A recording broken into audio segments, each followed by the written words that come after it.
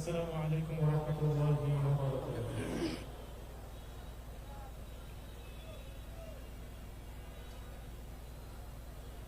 খিলাফতে রাশেদা দাও ফিরিয়ে দাও, জুলুম শোষণ বিচার দাও গো তুলে নাও। খিলাফতে রাশেদা দাও ফিরিয়ে দাও, জুলুম শোষণ বিচার নাও গো তুলে নাও। সত্য মুক্তি শান্তির পথে, সত্য মুক্তি শান্তির পথে দাও গো দিশা দাও। তোমার পথে মোদের জীবন কবুল করে নাও। তোমার পথে মোদের জীবন কবুল করে নাও। খেলাফতে রাশেদা দাও ফিরিয়ে দাও, জুলুম শোষণ বিচার নাও গো তুলে নাও। পৃথিবীর বুকে প্রভু শান্তি পাঠাও, কোরআনি শাসন তুমি করো দান, কোরআনি শাসন তুমি করো দান। বদরের সেই বিজয় দাও, কাফের বেদিনের অবসান, কাফের বেদিনের অবসান। পৃথিবীর বুকে প্রভু শান্তি পাঠাও, কোরআনি শাসন তুমি করো দান, কোরআনি শাসন তুমি করো দান। বদরের সেই বিজয় দাও, কাফের বেদিনের অবসান, কাফের বেদিনের অবসান। তোমারি দিন করতে কায়েম, তোমারি দিন করতে কায়েম, শক্তি সাহস দাও। তোমার পথে মোদের জীবন কবুল করে নাও।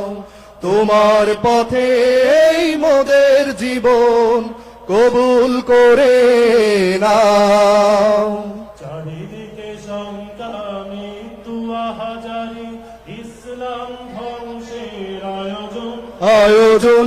কোরআনের ঝান্ডা রাখতে উঁচু তাই শত মুজাহিদ আজ প্রয়োজন, শত মুজাহিদ আজ প্রয়োজন, শত মুজাহিদ আজ প্রয়োজন, শত মুজাহিদ আজ প্রয়োজন।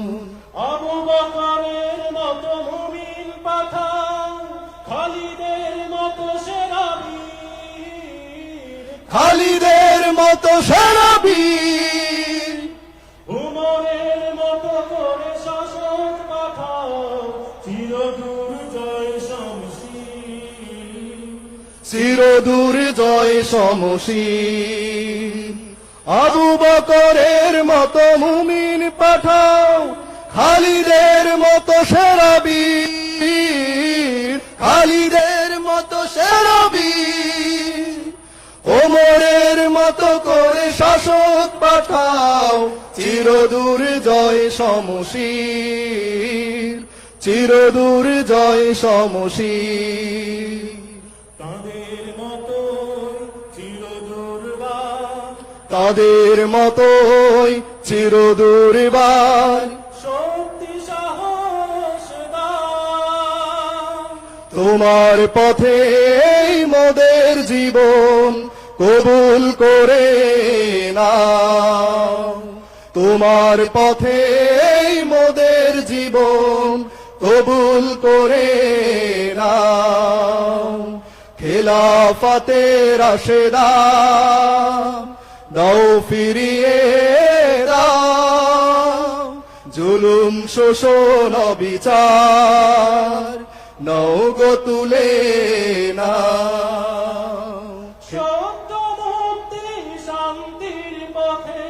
সত্য মুক্তি শান্তির পথে দাও গো দিশা দাও। তোমার পথে মোদের জীবন কবুল করে নাও তোমার পথে মোদের জীবন কবুল করে নাও তোমার পথে মোদের জীবন কবুল করে নাও। আসসালামু আলাইকুম।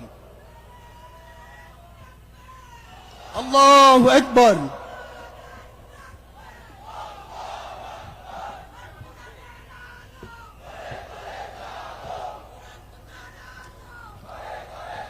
অসংখ্য ধন্যবাদ দর্পণ শিল্পী গোষ্ঠীকে সুন্দর ইসলামী সঙ্গীত পরিবেশনের জন্য।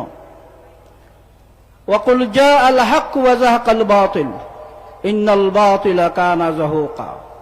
হে নবী, আপনি বলুন, সত্য এসে গেছে এবং মিথ্যা বিলুপ্ত হয়ে গেছে।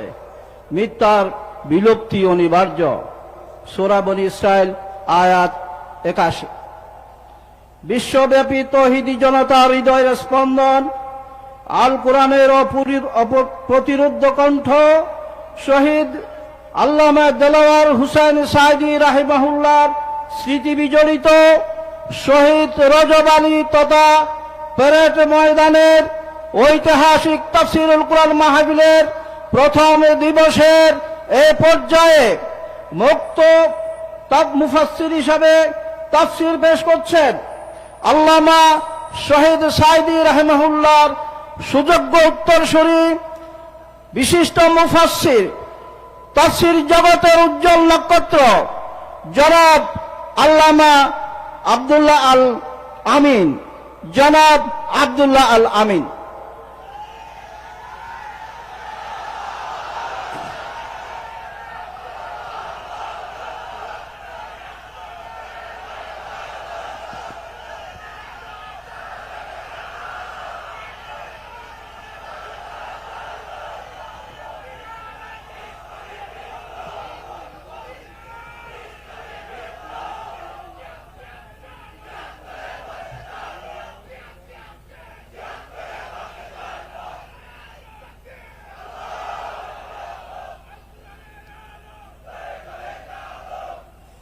السلام عليكم ورحمة الله وبركاته.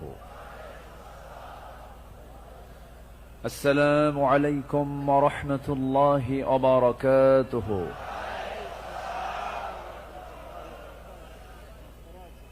إن الحمد لله الأكرم الذي خلق الإنسان وكرم وعلمه من البيان ما لم يعلم، فسبحان الذي لا يحصى امتنانه باللسان ولا بالقلم. نشهد أن لا إله إلا الله وحده لا شريك له، ونشهد أن سيدنا وحبيبنا ومولانا محمدا عبده ورسوله الذي أرسله بالحق بشيرا ونذيرا وداعيا إلى الله بإذنه وسراجا وقمرا منيرا. فقد قال الله تعالى في كلامه المجيد وفرقانه الحميد: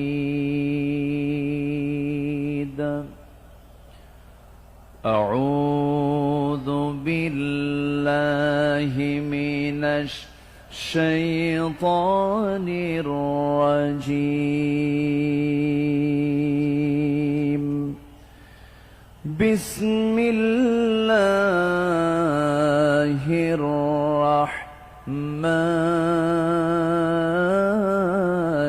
الرحيم.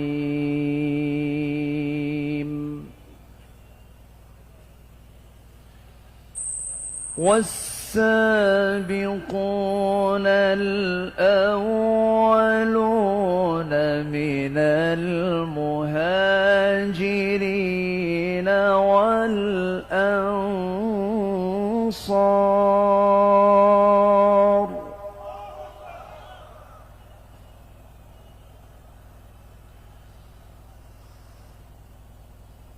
من المهاجرين والأنصار والذين اتبعوهم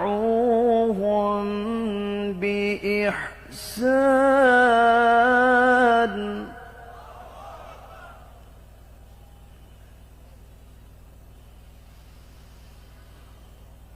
رضي الله عنهم ورضوا عنه وأعد لهم جنات تجري من تحتها الأنهار خالدين فيها أبدا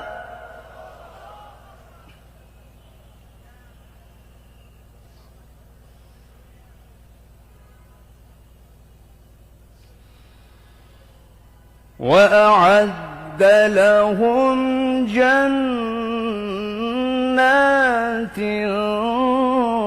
تجري من تحتها الأنهار خالدين فيها أبدا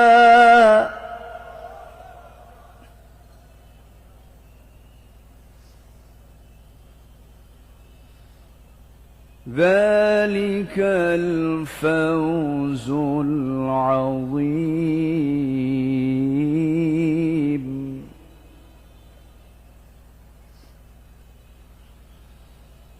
الله أكبر بسم الله الرحمن الرحيم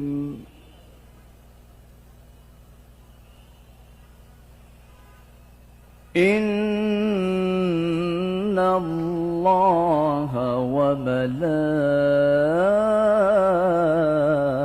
وملائكته يصلون على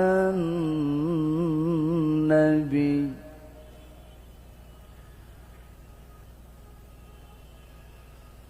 يا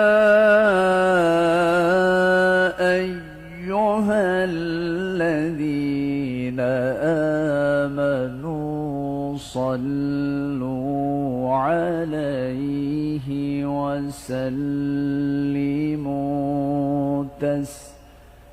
تسليما اللهم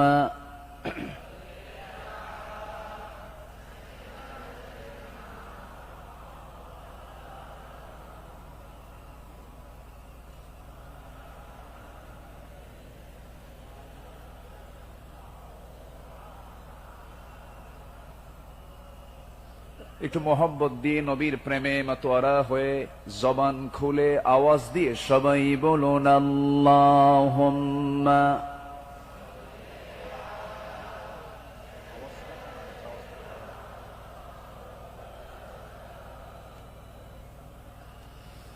وعلى آل سيدنا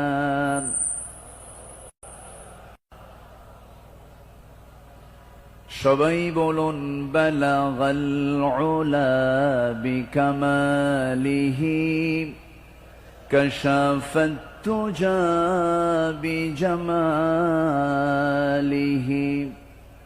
حسنت جميع خصاله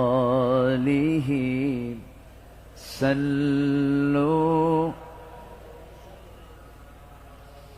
سراج الملة تمهي فخر دو عالم दिलबर मौला हो शरीफुल अंबिया नस्खा कुल अदियान देगर हो बलगल उला बिकमालिही कशफत तुजा बिजमालिही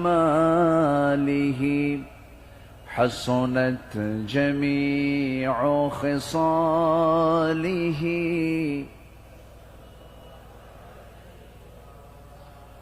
सूरत यूसुफ बिदारी हिकमत लुक़मान मा कारी कुरआन बारी ये है दिले सादे माने मा बलगल उला बिकमालिही कशफत तुजा बिजमालिही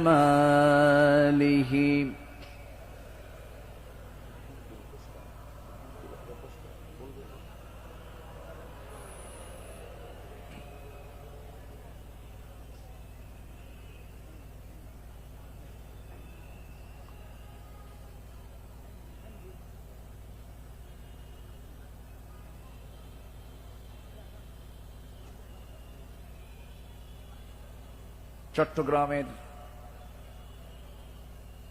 ইসলামী সমাজ কল্যাণ পরিষদ চট্টগ্রাম মাহফিল ইন্তেজামিয়া কমিটি কর্তৃক আয়োজিত 5 দিনব্যাপী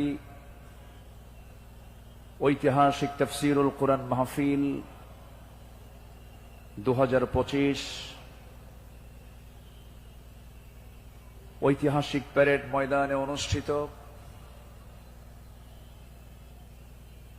আজকের এই মহৎ আয়োজনের মহতী মাহফিলের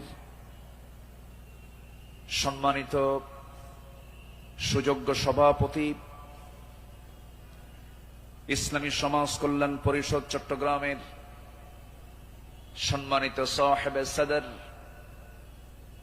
শিক্ষাবিদ অধ্যক্ষ মোহাম্মদ তাহের সাহেব, আজকের মাহফিলের বরেণ্য অতিথিবৃন্দ, বিশেষ করে আমার ডান পাশে উপবিষ্ট আছেন দক্ষিণ এশিয়ার বৃহত্তম ইসলামী সংগঠন বাংলাদেশ জামাত ইসলামীর চট্টগ্রাম মহানগরীর সম্মানিত আমির, মজলুম জননেতা, শিক্ষাবিদ, গবেষক জনাব শাহজাহান চৌধুরী হাফিজাহুল্লাহ। আজকের মাহফিল উপস্থিত হযরত উলামায়ে কেরাম, ফদলাইজম, সুশীল সমাজ, জাতির শ্রেষ্ঠ সন্তান শিক্ষক মণ্ডলী, জাতির বিবেক সাংবাদিক বৃন্দ, প্রশাসনের দায়িত্ব নিয়োজিত কর্মকর্তা বৃন্দ, আজকের মাহফিলের প্রধান আকর্ষণ দূরে ও কাছের বিভিন্ন স্থান থেকে, পার্শ্ববর্তী জেলা থেকে আগত তাওহীদের পতাকাবাহী, কালেমার ঝান্ডাবাহী, দ্বীন ইসলামের নরসারদুল বীর মুজাহিদ, প্রাণ প্রিয় সম্মানিত দ্বীনী ভাইরা, আড়ালে বসে আছেন শ্রদ্ধেয়া সম্মানিতা মা বোনেরা। আলোচনার সূচনায় আনুষ্ঠানিকতার মধ্য দিয়ে আমার পক্ষ থেকে আবারও দিল খোলা সালাম, আসসালামু আলাইকুম ওয়া রাহমাতুল্লাহি তাআলা ওয়া বারাকাতুহু।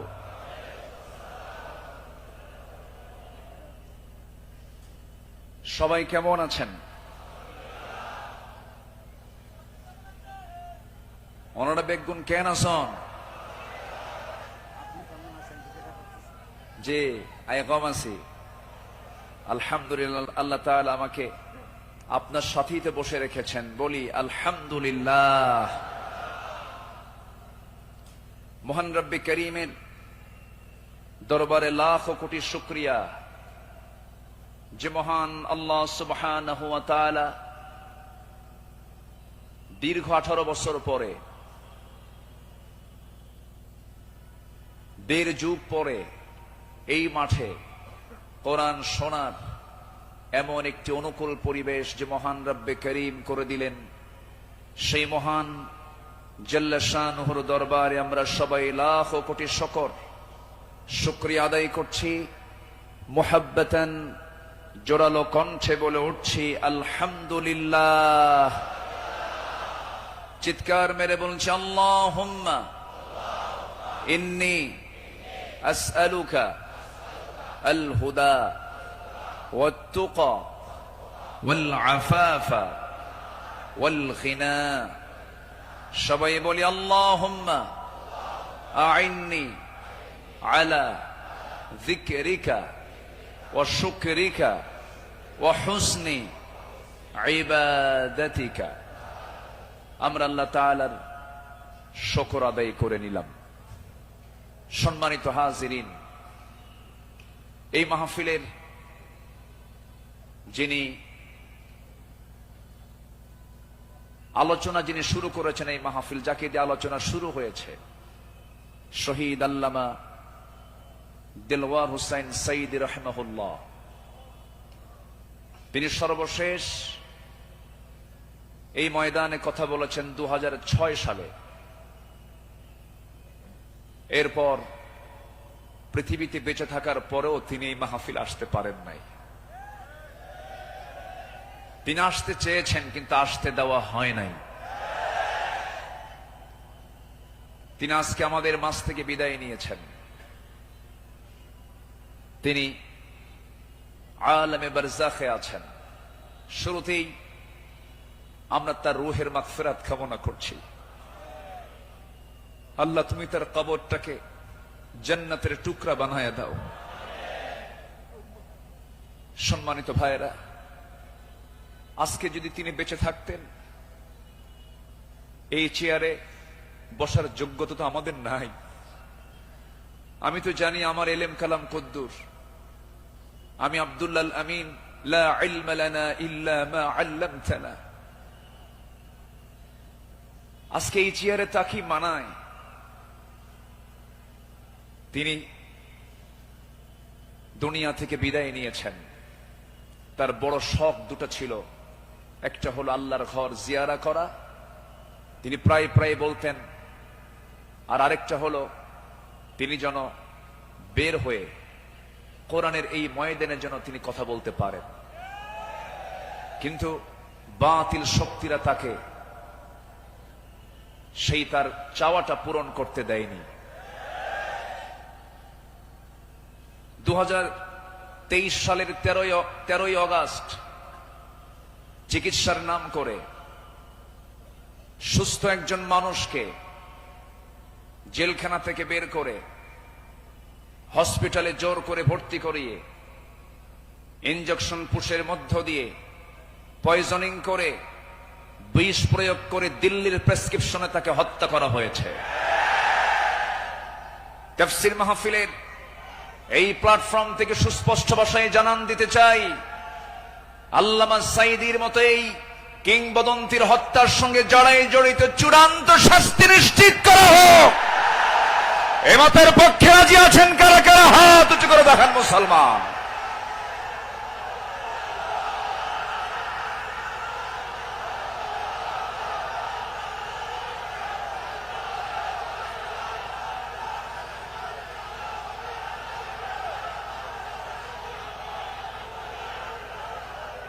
বসুন।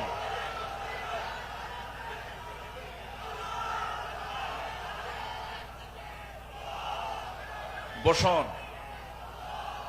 সম্মানিত ভাইয়েরা, আজকের এই তাফসীর মাহফিলে তার নাম, জি বসুন বসুন বসুন বসুন। আজকের এই তাফসীর মাহফিলে তার যদি নামটা না নেওয়া হয় শুরুতে, বড় কৃপণতা হয়ে যাবে। সম্মানিত বন্ধুগণ, এই মাহফিল আবার 1.5 যুগ পরে শুরু হলো। এই মাহফিলকে তুমি আল্লাহ কিয়ামত পর্যন্ত কবুল করে নাও। এই মাহফিলের শুরু থেকে নিয়ে আজ পর্যন্ত যারা জড়িত আছেন, যারা বেঁচে আছেন, তাদের প্রতি খাস রহমত নাজিল করো, এবং যারা দুনিয়া থেকে বিদায় নিয়েছেন কবরগুলোকে জান্নাতের নূর দিয়ে মুনাফফার করে দাও। সম্মানিত ভাইয়েরা, আমি আলোচনার সূচনায় সর্বকালের সর্বযুগের সর্বশ্রেষ্ঠ গ্রন্থ complete and balanced code of life আল কোরআন আল মজিদের গুরুত্বপূর্ণ একটি সূরা সূরাতুত তাওবার একটা আয়াত আমি তেলাওয়াত করেছি। সূরা তাওবার 100 নম্বর আয়াত আমি তেলাওয়াত দিয়ে শুরু করেছি। আয়াতটিকে সামনে রেখে কিছু কথা আমি বলতে চাচ্ছি। আল্লাহ যেন আমার মুখ থেকে সেই কথাগুলি বের করে দেন যে কথাগুলো মুসলিম উম্মার জন্য এই মুহূর্তে দারুণ প্রয়োজন। সম্মানিত হাজিরিন, এই পৃথিবীতে শ্রেষ্ঠ মানুষ হচ্ছেন আম্বিয়ে কেরাম, এবং পৃথিবীর প্রথম মানুষও একজন নবী ছিলেন, সাইয়্যিদানা আদম আলাইহিস সালাতু ওয়াস সালাম, এবং এটার সিলসিলা শেষ হয়েছে খাতামুন নবিয়্যিন সরওয়ারে কায়নাত রাহমাতুল লিল আলামিন রাহমাতে আলম নবী মুকাররম জনাবে মুহাম্মদ রাসূলুল্লাহ সাল্লাল্লাহু আলাইহি ওয়াসাল্লাম, তার সময় এসে নবুয়তের এই সিলসিলা শেষ হয়েছে। এরপরে যাদের সম্মান মর্যাদা আল্লাহ পাক সবচাইতে বেশি দিয়েছেন তারা হচ্ছেন সাহাবায়ে কেরাম। আল্লাহ তাআলা তাদের সম্মান, তাদের মর্যাদা অনেক বেশি দিয়েছেন, এবং আল্লাহ নিজে তাদের শানে বলেছেন রাদিয়াল্লাহু আনহুম, আল্লাহ তাদের উপরে সন্তুষ্ট হয়েছেন। আল্লাহ নিজে যদি বলেন আমি তাদের উপরে সন্তুষ্ট হয়েছি, তাদের হবে জান্নাত হবে, এটাই স্বাভাবিক। সেই সাহাবায়ে কেরামদের জীবন থেকে কিছু কথা, আমার নবীর আদর্শে গড়া সাহাবীদের বিপ্লবী জীবন, মুমিনের অনুসরণীয় পথ, এই বিষয়ে আমি আজকে কিছু কথা বলতে চাচ্ছি। ওয়ামা তাওফীকি ইল্লা বিল্লাহ আলাইহি তাওয়াক্কালতু ওয়া ইলাইহি উনীব। আসুন সোজা আমরা আলোচনার দিকে চলে যাই। যেহেতু এক রাত আমি পেয়েছি, আল্লামা সাঈদ রাহিমাহুল্লাহ এমন একজন ব্যক্তি ছিলেন, একটানা একজন আলোচক 5 দিন একই প্ল্যাটফর্মে কথা বলেছেন। এমন রেকর্ড বাংলার জমিন আজ পর্যন্ত কেউ দেখাতে পারেন নাই। বলি আলহামদুলিল্লাহ, জোরে বলি আলহামদুলিল্লাহ। সম্মানিত হাজিরিন, আমরা যে কিতাব নিয়ে বসেছি, এই কিতাব আসমানি কিতাব। পৃথিবীর সকল কিতাব হলো দুনিয়ার, আর এই কিতাব হলো আসমানি, স্বতন্ত্র একটি কিতাব। আল্লাহ রাব্বুল আলামিন তার কালামে তার পরিচয় দিয়েই অনেক সূরার সামনে আগে এই কিতাবের সৌন্দর্য তুলে ধরেছেন, এই কিতাবের পরিচয় আগে তুলে ধরেছেন। যেমন কোরআন খোলার সঙ্গে সঙ্গেই আমরা পেয়ে যাই আমার রবের পরিচয় আলহামদুলিল্লাহি রাব্বিল আলামিন।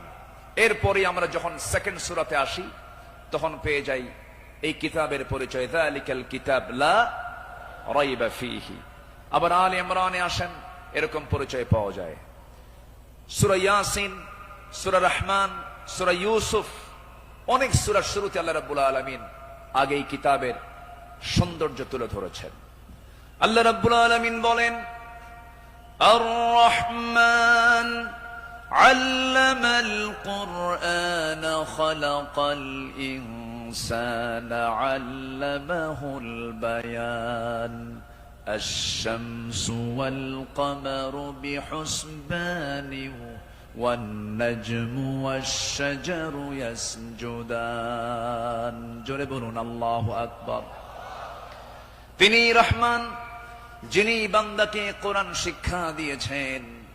আবার ইয়াসিনে চলে যান, ইয়াসিন ওয়াল কুরআনিল হাকীম ইন্নাকা লামিনাল মুরসালিন আলা সিরাতিম মুস্তাকিম। আল্লাহ রাব্বুল আলামিন এই কিতাবের পরিচয় অনেক সূরার শুরুতেই দিয়েছেন। আগে কিতাব সম্পর্কে বান্দা বুঝে নাও। সচরাচর অন্য কিতাবের মতো এই কিতাব এমনটা নয়। আল্লাহ রাব্বুল আলামিন এই বান্দার জন্য কিতাবটাকে কি করে দিয়েছেন? আল্লাহ রাব্বুল আলামিন বলেন, তিবিয়ানাল লিকুল্লি শাই, তোমার জীবনের জন্য যা কিছু প্রয়োজন সব আয়োজন আমি এর মধ্যে করে দিয়েছি, কোথাও যাওয়ার দরকার নাই। ফাআইনা তাযহাবুন ইন হুয়া ইল্লা যিকরুল লিল আলামিন লিমান শাআ মিনকুম আন ইয়াস্তাকিম ওয়া মা তাশাউনা ইল্লা আন ইয়াশা আল্লাহু রাব্বুল আলামিন। জোরে বলুন আল্লাহু আকবার। তুমি কোথায় যাও, কোন পথে দৌড়াচ্ছ, দুনিয়ার কোন তন্ত্র মন্ত্রের দিকে দৌড়াও, দুনিয়ার কোন আইনের দিকে দৌড়াও, এই পৃথিবীতে ৭০ থেকে ৮০টি মানব রচিত মতবাদ আছে। সমস্ত মতবাদকে তোমার ধিক্কার মারতে হবে, পচা বস্তাগুলোকে ফেলে দিয়া আল্লাহর আহ্বান হলো ইন হুয়া ইল্লা যিকির, এই জিকিরের দিকে চলে আসো। কোরআন তোমাকে সুপারিশ করে জান্নাতের দরজায় পৌঁছায়া দেবে। কোরআনের দল ছাড়াও এই দেশে আরো দল আছে না নাই? আসতে বলবেন না, আছে না নাই? ইসলামী দল ছাড়া আরো দল এই দেশে আছে না নাই? কিন্তু আল্লাহর কাছে মনোনীত দল একটাই, ইন্নাদ-দীনা ইনদাল্লাহিল ইসলাম। ইসলাম ছাড়া অন্য কিছু যে গ্রহণ করবে, সোজা কথা আল্লাহ পাক বলে দিচ্ছেন, ওয়া ইয়াবতাগি গায়রাল ইসলামি দীনান ফালাই ইউকবালা মিনহু, যে ব্যক্তি জীবন বিধান হিসাবে, দল হিসাবে ইসলামকে বাদ দিয়ে অন্য কোন দিনকে গ্রহণ করবে, তার কোনো কিছুই গ্রহণ করবেন না তিনি কে? এই কথা কে বলেছেন? অতএব দল করতেই হবে, সেই দল হতে হবে কার দল? আসতে বলবেন না, কার দল? আল্লাহ রাব্বুল আলামিন বলেন, ইন্নামা ওয়ালিয়্যুকুমুল্লাহু ওয়া রাসূলুহু ওয়াল্লাযীনা আমানুল্লাযীনা ইউকিমুনাস সালাতা ওয়া ইউতুনাস যাকাতা ওয়া হুম রাকিউন ومن يتول الله ورسوله والذين آمنوا فإن حزب الله هم الغالبون। যারা আল্লাহর দল করবে তারাই বিজয়ী হবে। ঘোষণাকার, ঘোষণাকার আল্লাহ। ছাড় দেন কিন্তু ছেড়ে দেন না, ঠিক কিনা? ছাড় দেন কিন্তু ছেড়ে দেন না। দেখেন না, যাওয়ার রাস্তা পাইল না, শেষে ভাঙ্গা হেলিকপ্টারে বিদায় নিল, ঠিক কিনা? যুগে যুগে যারাই আসমানি কিতাব নিয়ে ষড়যন্ত্র করেছে, যুগে যুগে যারাই জগতের শ্রেষ্ঠ সন্তান আলেমদেরকে নিয়ে ষড়যন্ত্র করেছে, তাদের অবস্থায় ফেরাউনদের মতো হয়েছে, হামানদের মতো হয়েছে, নমরুদদের মতো হয়েছে। সম্মানিত ভাইয়েরা, এই কোরআনকে আমরা মানব শুধু নামাজে না সমাজেও? এই কোরআনকে মানতে হবে এক জায়গায় না সব জায়গায়? সব জায়গায় মানবো। জোরে বলি ইনশাআল্লাহ। এর মধ্যে কোনো তথ্য বাদ পড়েনি, সব তথ্য আল্লাহ পাকের মধ্যে দিয়েছেন। মিন শাইইন ওয়ালা আসগরা মিন যালিকা ওয়ালা আকবারা ইল্লা ফি কিতাবিম মুবিন। এমন কোন ছোট বিষয় নাই যা বাদ পড়েছে, আবার এমন কোন বড় বিষয় নাই যা বাদ পড়েছে। সব বলে দিয়েছেন তিনি আমার কে? আল্লাহ পাক। আল্লাহ তাআলা একটা সূরা নাযিল করেছেন, সূরাতুন নাহল, মৌমাছি। শতকের উপর শতক, হাজারো গবেষণার পরে সর্বপ্রথম 1973 সালে অস্ট্রিয়ান একজন বিজ্ঞানী কার্ল ভন ফ্রিশ মৌমাছির জীবন চক্র নিয়ে গবেষণা করে তিনি নোবেল পুরস্কার পান। তিনি এই বিষয়ে একটা বইও লিখেছেন যার নাম হলো দ্য ড্যান্সিং বিজ। তিনি সর্বপ্রথম ফটোগ্রাফির মাধ্যমে প্রমাণ করে দেখিয়েছেন মূলত ফিমেল ওয়ার্কার বি, মধু সংগ্রহ এবং মৌচাক নির্মাণের মূল কর্মী তারা। অথচ মহান রব্বুল আলামিন আজ থেকে ১৫০০ বছর আগে এই নারী কর্মী মৌমাছির কথা জানিয়ে দিয়েছেন কোরআনে ১৫০০ বছর আগে। জোরে বলি সুবহানাল্লাহ। আল্লাহ রাব্বুল আলামিন বলেন, ওয়াআউহা রাব্বুকা ইলান নাহলি আন ইত্তাখিযি মিনাল জিবালি বুয়ুতা ওয়া মিনাশ শাজারি ওয়া মিম্মা ইয়ারিশুন। জোরে বলুন আল্লাহু আকবার। আমার বন্ধুগণ, নাম্বার 2 হলো আল্লাহ রাব্বুল আলামিন এই মৌমাছি যে তথ্যগুলো দিয়েছেন সেই তথ্যের হালে এসে তারা বলতেছে, কিন্তু ১৫০০ বছর আগে আল্লাহ রাব্বুল আলামিন তা জানিয়ে দিয়েছেন। আল্লাহ রানী মৌমাছি কি স্ত্রী মৌমাছিকে ওহী দিয়ে জানাচ্ছেন, তুমি পাহাড়ে, গাছে এবং তারা যে গৃহ নির্মাণ করে তাতে নিবাস তোমরা বানায় নাও। জোরে বলি সুবহানাল্লাহ। নাম্বার 2, তিনি প্রমাণ করেছেন যখন একটি কর্মী মৌমাছি নতুন ফুলের বাগান বা উদ্যান খুঁজে পায় তখন সে অন্য মৌমাছিদের সঠিক পথের দিক নির্দেশনা দেয়। কার্ল ভন ফ্রিচ এই নামের নাম দেন, এই নাচের নামটা দেন হচ্ছে ওয়াগল ড্যান্স, যা পৃথিবী জুড়ে সাড়া ফেলে। অথচ এই তথ্য কোরআনের কাছে অনেক পুরাতন। মহান আল্লাহ তাআলা ১৫০০ বছর আগে এটাও জানিয়ে দিয়েছেন। জোরে বলি সুবহানাল্লাহ। আল্লাহ রাব্বুল আলামিন বলেন, সুম্মা কুলি মিন কুল্লি সামারাতি ফাসলুকি সুবুলা রাব্বিকা যুলুলা। জোরে বলুন আল্লাহু আকবার। তুমি প্রত্যেক ফল থেকে আহার করো এবং তুমি আমার রবের সহজ পথে চলো। আল্লাহু আকবার। বিজ্ঞান হালে বলছে, কোরআন ১৫০০ বছর আগে বলছে। তাহলে এখন বলুন, বিজ্ঞান কোরআন বিজ্ঞান থেকে নিয়েছে না বিজ্ঞান কোরআন থেকে ধার করেছে? বিজ্ঞান কোরআন থেকে ধার করেছে। এখানে শেষ নয়। নাম্বার 3, বর্তমান সময়ে বিজ্ঞানীরা নিখুঁত গবেষণার মাধ্যমে প্রমাণ করেছেন আসলে মধু বের হয় মৌমাছির পেট থেকে। মৌমাছির পেট থেকে। এই আশ্চর্য তথ্যটিও মহান রব্বুল আলামিন ১৫০০ বছর আগেই জানিয়ে দিয়েছেন। সুবহানাল্লাহ। আল্লাহ রাব্বুল আলামিন বলেন, ইয়াখরুজু মিন বুতুনিহা শারাবুম মুখতালিফুন আলওয়ানুহু ফীহি শিফাউন লিন-নাস ইন্না ফী যালিকা লাআয়াতান লিকাওমিন ইয়াতাফাক্কারুন। জোরে বলুন আল্লাহু আকবার। তার পেট থেকে এমন পানীয় বের হয় যার রং ভিন্ন ভিন্ন, যাতে রয়েছে মানুষের জন্য রোগ নিরাময়। নিশ্চয় এতে নিদর্শন রয়েছে সেই কওমের জন্য যারা চিন্তা করে। জোরে বলে সুবহানাল্লাহ। আল্লাহ তাআলার কি একটা ফার্মাসিউটিক্যাল কোম্পানি, বিশাল বড় একটা ফ্যাক্টরি আল্লাহ পাক মৌমাছিকে এই দায়িত্ব দিয়ে দিয়েছেন। 1 পাউন্ড মধু বানাতে 550 মৌমাছিকে প্রায় 20 লাখ ফুলে ভ্রমণ করতে হয়। সুবহানাল্লাহ বলবেন না? সেখানে একটা কর্মী মৌমাছিকে ৮০,০০০ কিলোমিটার পথ অতিক্রম করতে হয়।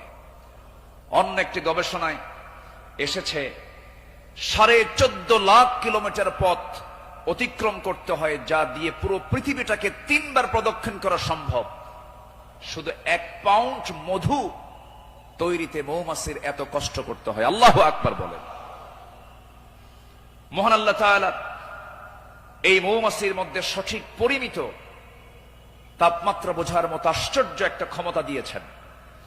মৌচাকের সঠিক তাপমাত্রা ৩৫ ডিগ্রি সেলসিয়াস থাকা প্রয়োজন। যদি কখনো তাপমাত্রা এর কম ৩০ ডিগ্রিতে নেমে আসে, তখন মৌমাছিগুলো সবাই একত্রিত হয়ে তাদের ডানাগুলো ঝাঁপিয়ে তাপমাত্রা বৃদ্ধি করে। জোরে বলে সুবহানাল্লাহ। আবার যদি কখনো তাপমাত্রা যদি বেড়ে যদি ৪০ ডিগ্রি হয়ে যায়, তখন আবার তারা উল্টো দিকে ডানা ঝাপটিয়ে মৌচাকে তাপমাত্রা ঠান্ডা করে। তখন আবারও ৩৫ ডিগ্রি তাপমাত্রায় নিচে স্বাভাবিক হয়ে যায়, নিচে নেমে আসে। এগুলো কার কুদরত? আসতে বলবেন না, কার কুদরত? আল্লাহর কুদরত। সম্মানিত ভাইয়েরা, আল্লাহ রাব্বুল আলামিন এই কিতাবের ভিতরে হাদিদ নামে, লোহা নামে একটা সূরা নাজিল করেছেন। সূরার নাম কি? হাদিদ, লোহা। লোহা ছাড়া কিছুই হয় না। এই লোহা নিয়ে বিজ্ঞান গবেষণা করে বলছে, আধুনিক বিজ্ঞান বলতেছে লোহার সৃষ্টি পৃথিবীতে নয়, বরং লোহা এসেছে বহির্জগৎ থেকে, আকাশ থেকে। কারণ পৃথিবীর পরিবেশে লোহা উৎপাদনের জন্য অনুপযোগী। কেননা সূর্যের যে তাপমাত্রা লোহা উৎপাদনের জন্য যথেষ্ট নয়। সূর্যের কেন্দ্রের তাপমাত্রা হলো ১৫ মিলিয়ন ডিগ্রি সেলসিয়াস, আর সূর্যের পৃষ্ঠে অর্থাৎ ফটোস্ফিয়ারের তাপমাত্রা হচ্ছে ৫.৫ থেকে ৬,০০০ ডিগ্রি সেলসিয়াস। অথচ লোহা উৎপাদনের জন্য আনুমানিক ৫ বিলিয়ন ডিগ্রি সেলসিয়াস প্রয়োজন। বিজ্ঞানীদের ধারণা, কোন সুপারনোভা বিস্ফোরণ থেকেই এই লোহার আগমন ঘটে থাকতে পারে। অথচ মহান রব্বুল আলামিন ১৫০০ বছর আগেই সূরা হাদিদে জানিয়ে দিয়েছেন আল্লাহ পাক লোহা নাজিল করেছেন। সুবহানাল্লাহ বলবেন না? আল্লাহ রাব্বুল আলামিন বলেন, وَأَنزَلْنَا الْحَدِيدَ فِيهِ بَأْسٌ شَدِيدٌ وَمَنَافِعُ لِلنَّاسِ। সূরাতুল হাদিদ আয়াত নম্বর ২৫। মহান রব্বুল আলামিন বলেন, আমি লোহা নাজিল করেছি যাতে রয়েছে প্রচন্ড শক্তি, মানুষের জন্য বহুবিধ উপকার। জোরে বলি সুবহানাল্লাহ। তাহলে বিজ্ঞান এগুলো প্রমাণ করেছে না কোরআন থেকে ধার করেছে? কোরআন থেকে ধার করেছে। বিজ্ঞান দিয়ে কোরআন যাচাই হবে না, কোরআন দিয়ে বিজ্ঞান যাচাই হবে। কোন আইন দিয়ে কোরআনকে ব্যর্থ করার চেষ্টা করলে সে ব্যর্থ হবে। কোরআন দিয়ে পৃথিবীর সকল আইনকে ব্যর্থ করতে হবে। যারা বলেন কোরআন আর রাজনীতি ভিন্ন বিষয়, তাদের নতুন করে ঈমান আনতে হবে। কোরআন হচ্ছে আইন এবং প্রশাসনের চলন্ত বিশ্বকোষ। এটা দিয়েই নামাজ যেমন চলতে পারে, সমাজও চলতে পারে।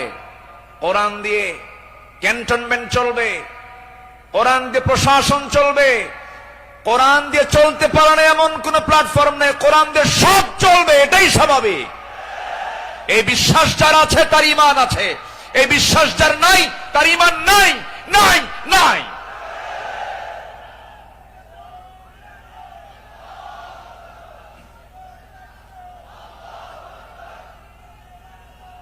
সম্মানিত ভাইয়েরা, সম্মানিত বন্ধুগণ, তাহলে সব সমস্যার সমাধান কি কোরআন করতে পারে? আসতে বলবেন না, পারে। এখন বাংলাদেশের সবচাইতে বড় সমস্যা কি জানেন? গদি সমস্যা। কি সমস্যা বলেন? গদি সমস্যার সমাধান তো মনে হয় কোরআনে নাই। একটা আয়াত আছে, আয়াতুল কুরসি। আয়াতুল কুরসি। কুরসিয়ন মানে কি? গদি। কুরসিয়ন মানে কি? গদি। গদিটা মূলত কার? আসতে বলবেন না, গদিটা মূলত কার? আল্লাহ। ক্ষমতা কারোই না, ক্ষমতা একমাত্র কার? আল্লাহ। কোরআন সম্পর্কে সংক্ষিপ্ত একটা ধারণা, আল্লাহর সিস্টেম মতোই, আল্লাহ এই পদ্ধতিতেই তিনি আলোচনা করেছেন। কোরআনে তার কথাগুলো এইভাবে আসছে। আসুন আমরা এখন মূল ওই আয়াতটার দিকে আমরা চলে যাচ্ছি। সম্মানিত বন্ধুগণ,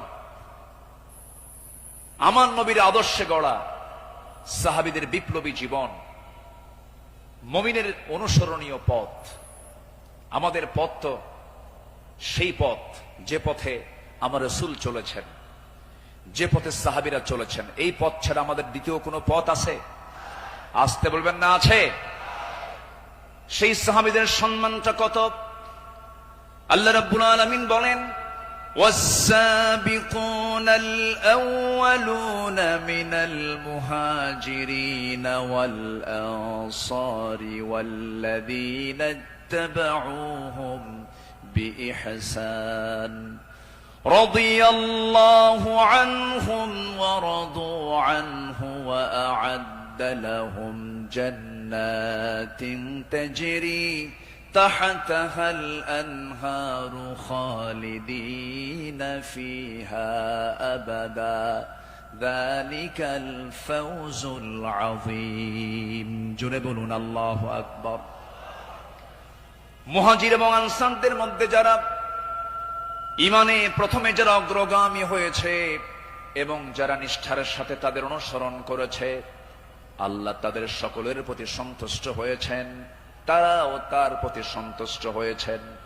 আল্লাহ তাদের জন্য এমন জান্নাত রেখে দিয়েছেন যার নিজ দিয়ে নহর প্রবাহিত।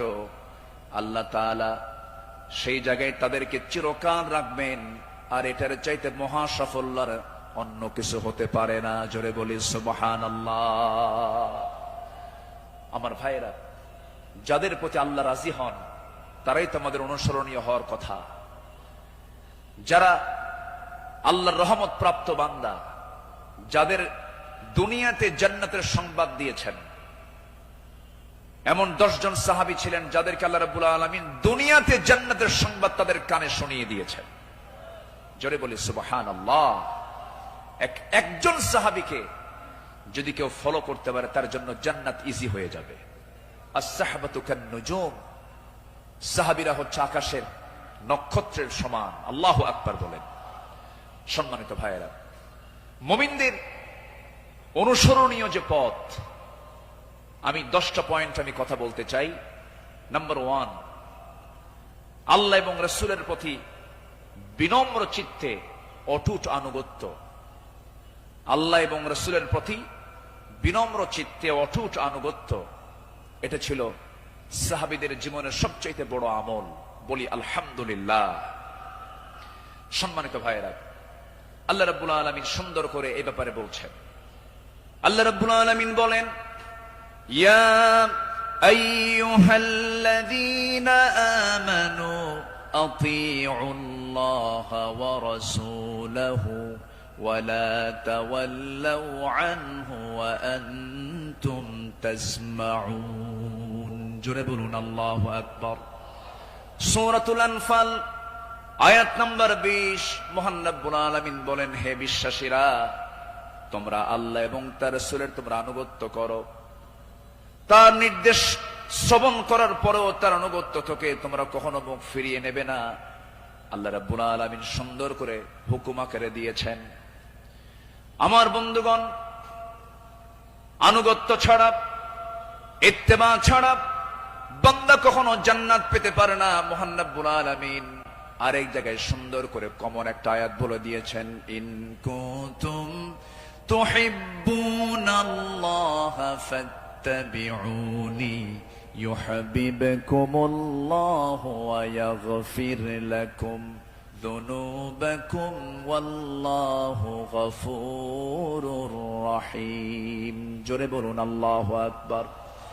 কি মুহাম্মদ সে ওয়াফা तूने तो हम तेरे है, ये है जहां चीज है क्या लौह कलम तेरे है। मुहम्मद के যদি ভালোবাসো, ভালোবাসা পাবে আমার। লৌহ কলম লুভিবে তোমরা, মাটির পৃথিবী সেকোন ছাড় সব পেয়ে যাবে, কিন্তু নিজের জীবনের চাইতে রাসূলকে বেশি ভালোবাসতে হবে এবং তার ইত্তেবা করতে হবে। সাহাবীরা তা দেখিয়ে দিয়েছেন তাদের প্র্যাকটিক্যাল লাইফে। ইতিহাস তো একই, সবার কম বেশি জানা আছে। একজন সাহাবী ছিলেন যিনি রাসূলকে কি পরিমাণ ভালোবেসেছেন। আমার নবীজি বদর যুদ্ধের ডাক দিয়েছেন। বদর যুদ্ধের দিন আমার নবীজি রোজা ভাঙ্গার নির্দেশ দিয়ে বললেন, সাহাবীরা কে আছো, আমার ডাকে সাড়া দিয়ে বদর প্রান্তরে পৌঁছবে। তোমরা কি জানো আজকের এই দিন হচ্ছে সেই দিন যেদিন সন্তান পিতার বিরুদ্ধে যুদ্ধে নামবে। আজকের দিন তো সেই দিন যেদিন পিতা তার সন্তানের বিরুদ্ধে যুদ্ধে নামবে। আজকে গোত্রের যুদ্ধ, আত্মীয়র যুদ্ধ, জামাই শ্বশুরের সামনে মুখোমুখি হয়ে যাবে। তোমরা কি পারবে আজকের এই যুদ্ধের ময়দানে আমার আনুগত্যের মধ্য দিয়ে বাতিলদের মোকাবেলা করতে? সাহাবীরা সামনে দাঁড়িয়ে বললেন, ইয়া রাসূলুল্লাহি, আমরা রোজাও রাখবো, বাতিলদের বিরুদ্ধে মোকাবেলার সামনে দাঁড়িয়ে যাব। আমার রাসূল বললেন, আজকের দিনে রোজা রাখার প্রয়োজন নেই, ফাইদ্দাতুম মিন আইয়ামিন উখর, চলো আমরা জিহাদের প্রস্তুতি নিয়ে ফেলি। আমার নবীজি যুদ্ধের ময়দানে হাজির হয়ে গেলেন। আমার নবীজি যুদ্ধের ময়দানে যখন দাঁড়ালেন, 313 জন সাহাবী নিয়ে বদর নামক প্রান্তরে, রমজান মাস, আমার নবীজির সামনে যখন দাঁড়ালেন, যুদ্ধ শুরু হয়ে গেছে। ওই যুদ্ধের ময়দানে 313 জন সাহাবীর ভিতরে 2 জন সাহাবী ছিলেন, তাদের বয়স একদম কম ছিল, মুআজ এবং মুআজ। এই 2 জন ছোট্ট সাহাবী, 11 এবং 13 বছর বয়স। এই 2 জন সাহাবী নবীর কাছ থেকে পারমিশন নিয়ে নিলেন, যুদ্ধের ময়দানে গিয়া প্রথম কাতারে দাঁড়ায় গেছে। এক সাহাবীকে ডাক দিয়ে বলছে, ও আমার চাচা আবু জেহেল কোথায়? আবু জেহেল দিয়ে কি করবা? সঙ্গী ছোট্ট 2 জন দারাজ গলায় দারাজ কণ্ঠে বলে ফেলতেছে, আমরা শুনেছি আবু জেহেল নাকি রাসূলকে খুব কষ্ট দিত, খুব জুলুম করত। আজকে আমরা কারো বিরুদ্ধে যুদ্ধ করতে আসি নাই, আবু জেহেলকে আজকে দুনিয়া থেকে বিদায় করার জন্য আজকে আমরা যুদ্ধে হাজির হয়েছি। ছোট্ট বাচ্চা মানুষ, ছোট কিন্তু ইমান খুব বড়, মজবুত ইমান। এই ছোট্ট বাচ্চার কথা শুনে ওই সাহাবী আশ্চর্য হয়ে গেলেন। সাহাবী আশ্চর্য হয়ে বলতেছে, তোমরা কি তাকে সত্যি হত্যা করবে নাকি? হত্যা করব। ওই যে দেখা যায় ঘোড়ার পিঠে বসে আছে, 2 দিকে পা ছেড়ে দেওয়া। শুধু বলতে দেরি হয়েছে, যেতে দেরি হয় নাই। সিংহের মতো গর্জন দিয়া বাস পাখির মতো উড়ন্ত হয়ে দৌড় মারা শুরু করে দিয়েছে। আবু জেহেলের 2 পাশে 2 জন দাঁড়ায় গেছে। লোকজন টের পায় না এটা কোন গ্রুপের মানুষ। 2 জন ছোট্ট বাচ্চার হাতে ছোট্ট তরবারি ছিল, এত জোরে সজোর আঘাত করেছে 2 জন মিলে। আল্লাহু আকবার বলে আবু জেহেল ওই যে জমিনে ধরাশয়ী হয়ে পড়ে গেছে, কোমর সোজা করে আবু জেহেল আর দাঁড়াতে পারে নাই। এইদিকে বড় ভাই মুআজের পিছন থেকে একজন কাফের এসে তার ডান হাতে পিছন দিক থেকে তরবারির যখন একটা আঘাত দিয়েছে, এক আঘাতে তার ডান হাতটা চামড়ার সঙ্গে ঝুলতে লাগলো। ঝনঝন করে তরবারি পড়ে গেছে। যুদ্ধ করবেন কেমনে? তার ডান হাতটা ঝুলতেছে চামড়ার সাথে। দৌড় মেরে চলে গেছেন, বাম হাতে তরবারি তুলে নিয়েছেন। যুদ্ধ থামালেন না। যুদ্ধ চালাতে গিয়ে দেখা গেল ডান হাতটা চামড়ার সঙ্গে ঝুলে আছে, ঝুলন্ত হাতটা এসে বাম হাতে বারবার ধাক্কা খাচ্ছে, ডিস্টার্ব হচ্ছে মনে করে ঝুলন্ত ডান হাতটা বাম্পার নিচে রেখে এত জোরে টান মারলেন, এক টানে হাতটা ছিটকে পড়ে গেল। বাম হাতে যুদ্ধ চালাতে লাগলেন। বাম হাত পিছন দিক থেকে আঘাত করে তার কেটে ফেলে দিল। ঝনঝন করে তরবারি পড়ে গেছে, আর যুদ্ধ করতে পারছেন না। যুদ্ধ করবেন কেমনে? 2 হাতিতে চলে গেছে। আরেকজন কাফের এসে গর্দান বরাবর যখন আঘাত এনেছে, দুনিয়া থেকে এই ছোট্ট 13 বছরের নাবালক সন্তান দুনিয়া থেকে বিদায় নিয়ে গোটা বিশ্ববাসীকে জানান দিচ্ছে, ও পৃথিবীর মানুষ, আমরা দিন কায়েমের জন্য যে জীবন দিলাম এমন করেই দিন কায়েমের পথে জীবনটা দিতে হয়। জোরে বলি সুবহানাল্লাহ, আরো জোরে বলি সুবহানাল্লাহ, আরো জোরে বলি সুবহানাল্লাহ। একটু জিকির করি লা ইলাহা,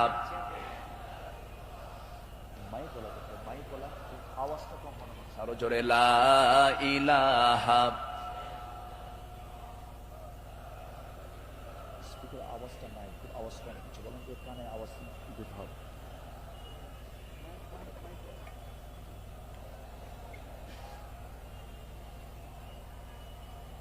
আওয়াজটা বাড়াও, আওয়াজটা দাও, আওয়াজ কমে গেছে। আরো জোরে লা ইলাহা, আরো জোরে লা ইলাহা, লা ইলাহা,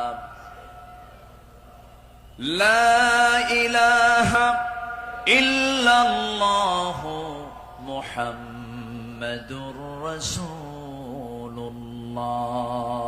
সাল্লাল্লাহু আলাইহি ওয়াসাল্লাম। আমার বন্ধুগণ, আমার নবীজি আল্লাহর পথে যত হাজারো বিপদ এসেছে বিনম্র চিত্তে অটুট আনুগত্য আমার নবীজি আল্লাহর করেছেন। তার বড় একটা প্রমাণ হলো, একটু শুনুন, কান লাগায়া কতগুলো শুনেছি, বারবার শোনার প্রয়োজন আছে। নবীজি তার জীবনের সবচাইতে বেশি মার খেয়েছেন দুই জায়গায়, একটা হলো তায়েফের ময়দান, আরেকটা হচ্ছে উহুদের ময়দান। তায়েফের ময়দানের আঘাতটা আমার নবীজির যে পরিমাণ লেগেছিল, মাথা থেকে পা পর্যন্ত ক্ষত বিক্ষত হয়ে পড়েছিল, এমন কোন জায়গা নাই যে জায়গায় নবীজির দাগ ছিল না। উহুদের ময়দানে তিনি দাঁত হারিয়েছেন। খন্দকের পরীক্ষা খনন করতে গিয়ে তিনি তার কোমর হারিয়েছেন। যখন পরীক্ষা খনন করতে গেছেন, 4 দিনের না খাওয়া রাসূল পরীক্ষা খনন করতে গিয়ে ওই যে কোমর কুঁজো হয়ে গিয়েছিল, মৃত্যুর দিন পর্যন্ত আমার নবীজি কোমর সোজা করে দাঁড়াতে পারেন নাই। এত বড় কঠিন মুসিবতের সম্মুখীন আমার নবীজি হয়েছেন। সবচেয়ে কঠিন টাইম চলে গেছে হলো তায়েফের ময়দানে। বুক ভরা আশা নিয়ে কালেমার দাওয়াত দিতে গেছেন, কিন্তু সেই জায়গায় গিয়ে আমার নবীজি ফুল পেয়েছেন না পাথর পেয়েছেন? ফুল পেয়েছেন না পাথর পেয়েছেন? পাথর পেয়েছেন। কিন্তু আমার নবীজি রক্তাক্ত অবস্থায় পড়ে থাকলেন। জুতার তলার সঙ্গে পায়ের তলার জমাট বেঁধে গেছে, নবীজি দাঁড়াতে পারছেন না, সেন্সলেস হয়ে পড়েছিলেন। কিন্তু যখন হোঁশটা ফিরে আসলো, মালাকুল জিবাল এসে নবীকে লক্ষ্য করে বলছেন, ইয়া রাসূলুল্লাহ, দুই দিকের পাহাড় দিয়ে চাপা দিয়ে এদেরকে আমি শেষ করে দিই, আপনি শুধু অর্ডার করেন। জবাবে আমার রাসূল বললেন, লা বাল আরজু আন ইউখরিজাল্লাহ মিন আসলাবিহিম মান ইয়াবুদুল্লাহ ওয়াহদাহু লা ইউশরিকা বিহি শাইআন। সহিহ মুসলিমের হাদিস এসেছে, রাসূল বললেন, না না ও ফেরেশতা, এদেরকে চাপা দিয়ে মেরো না।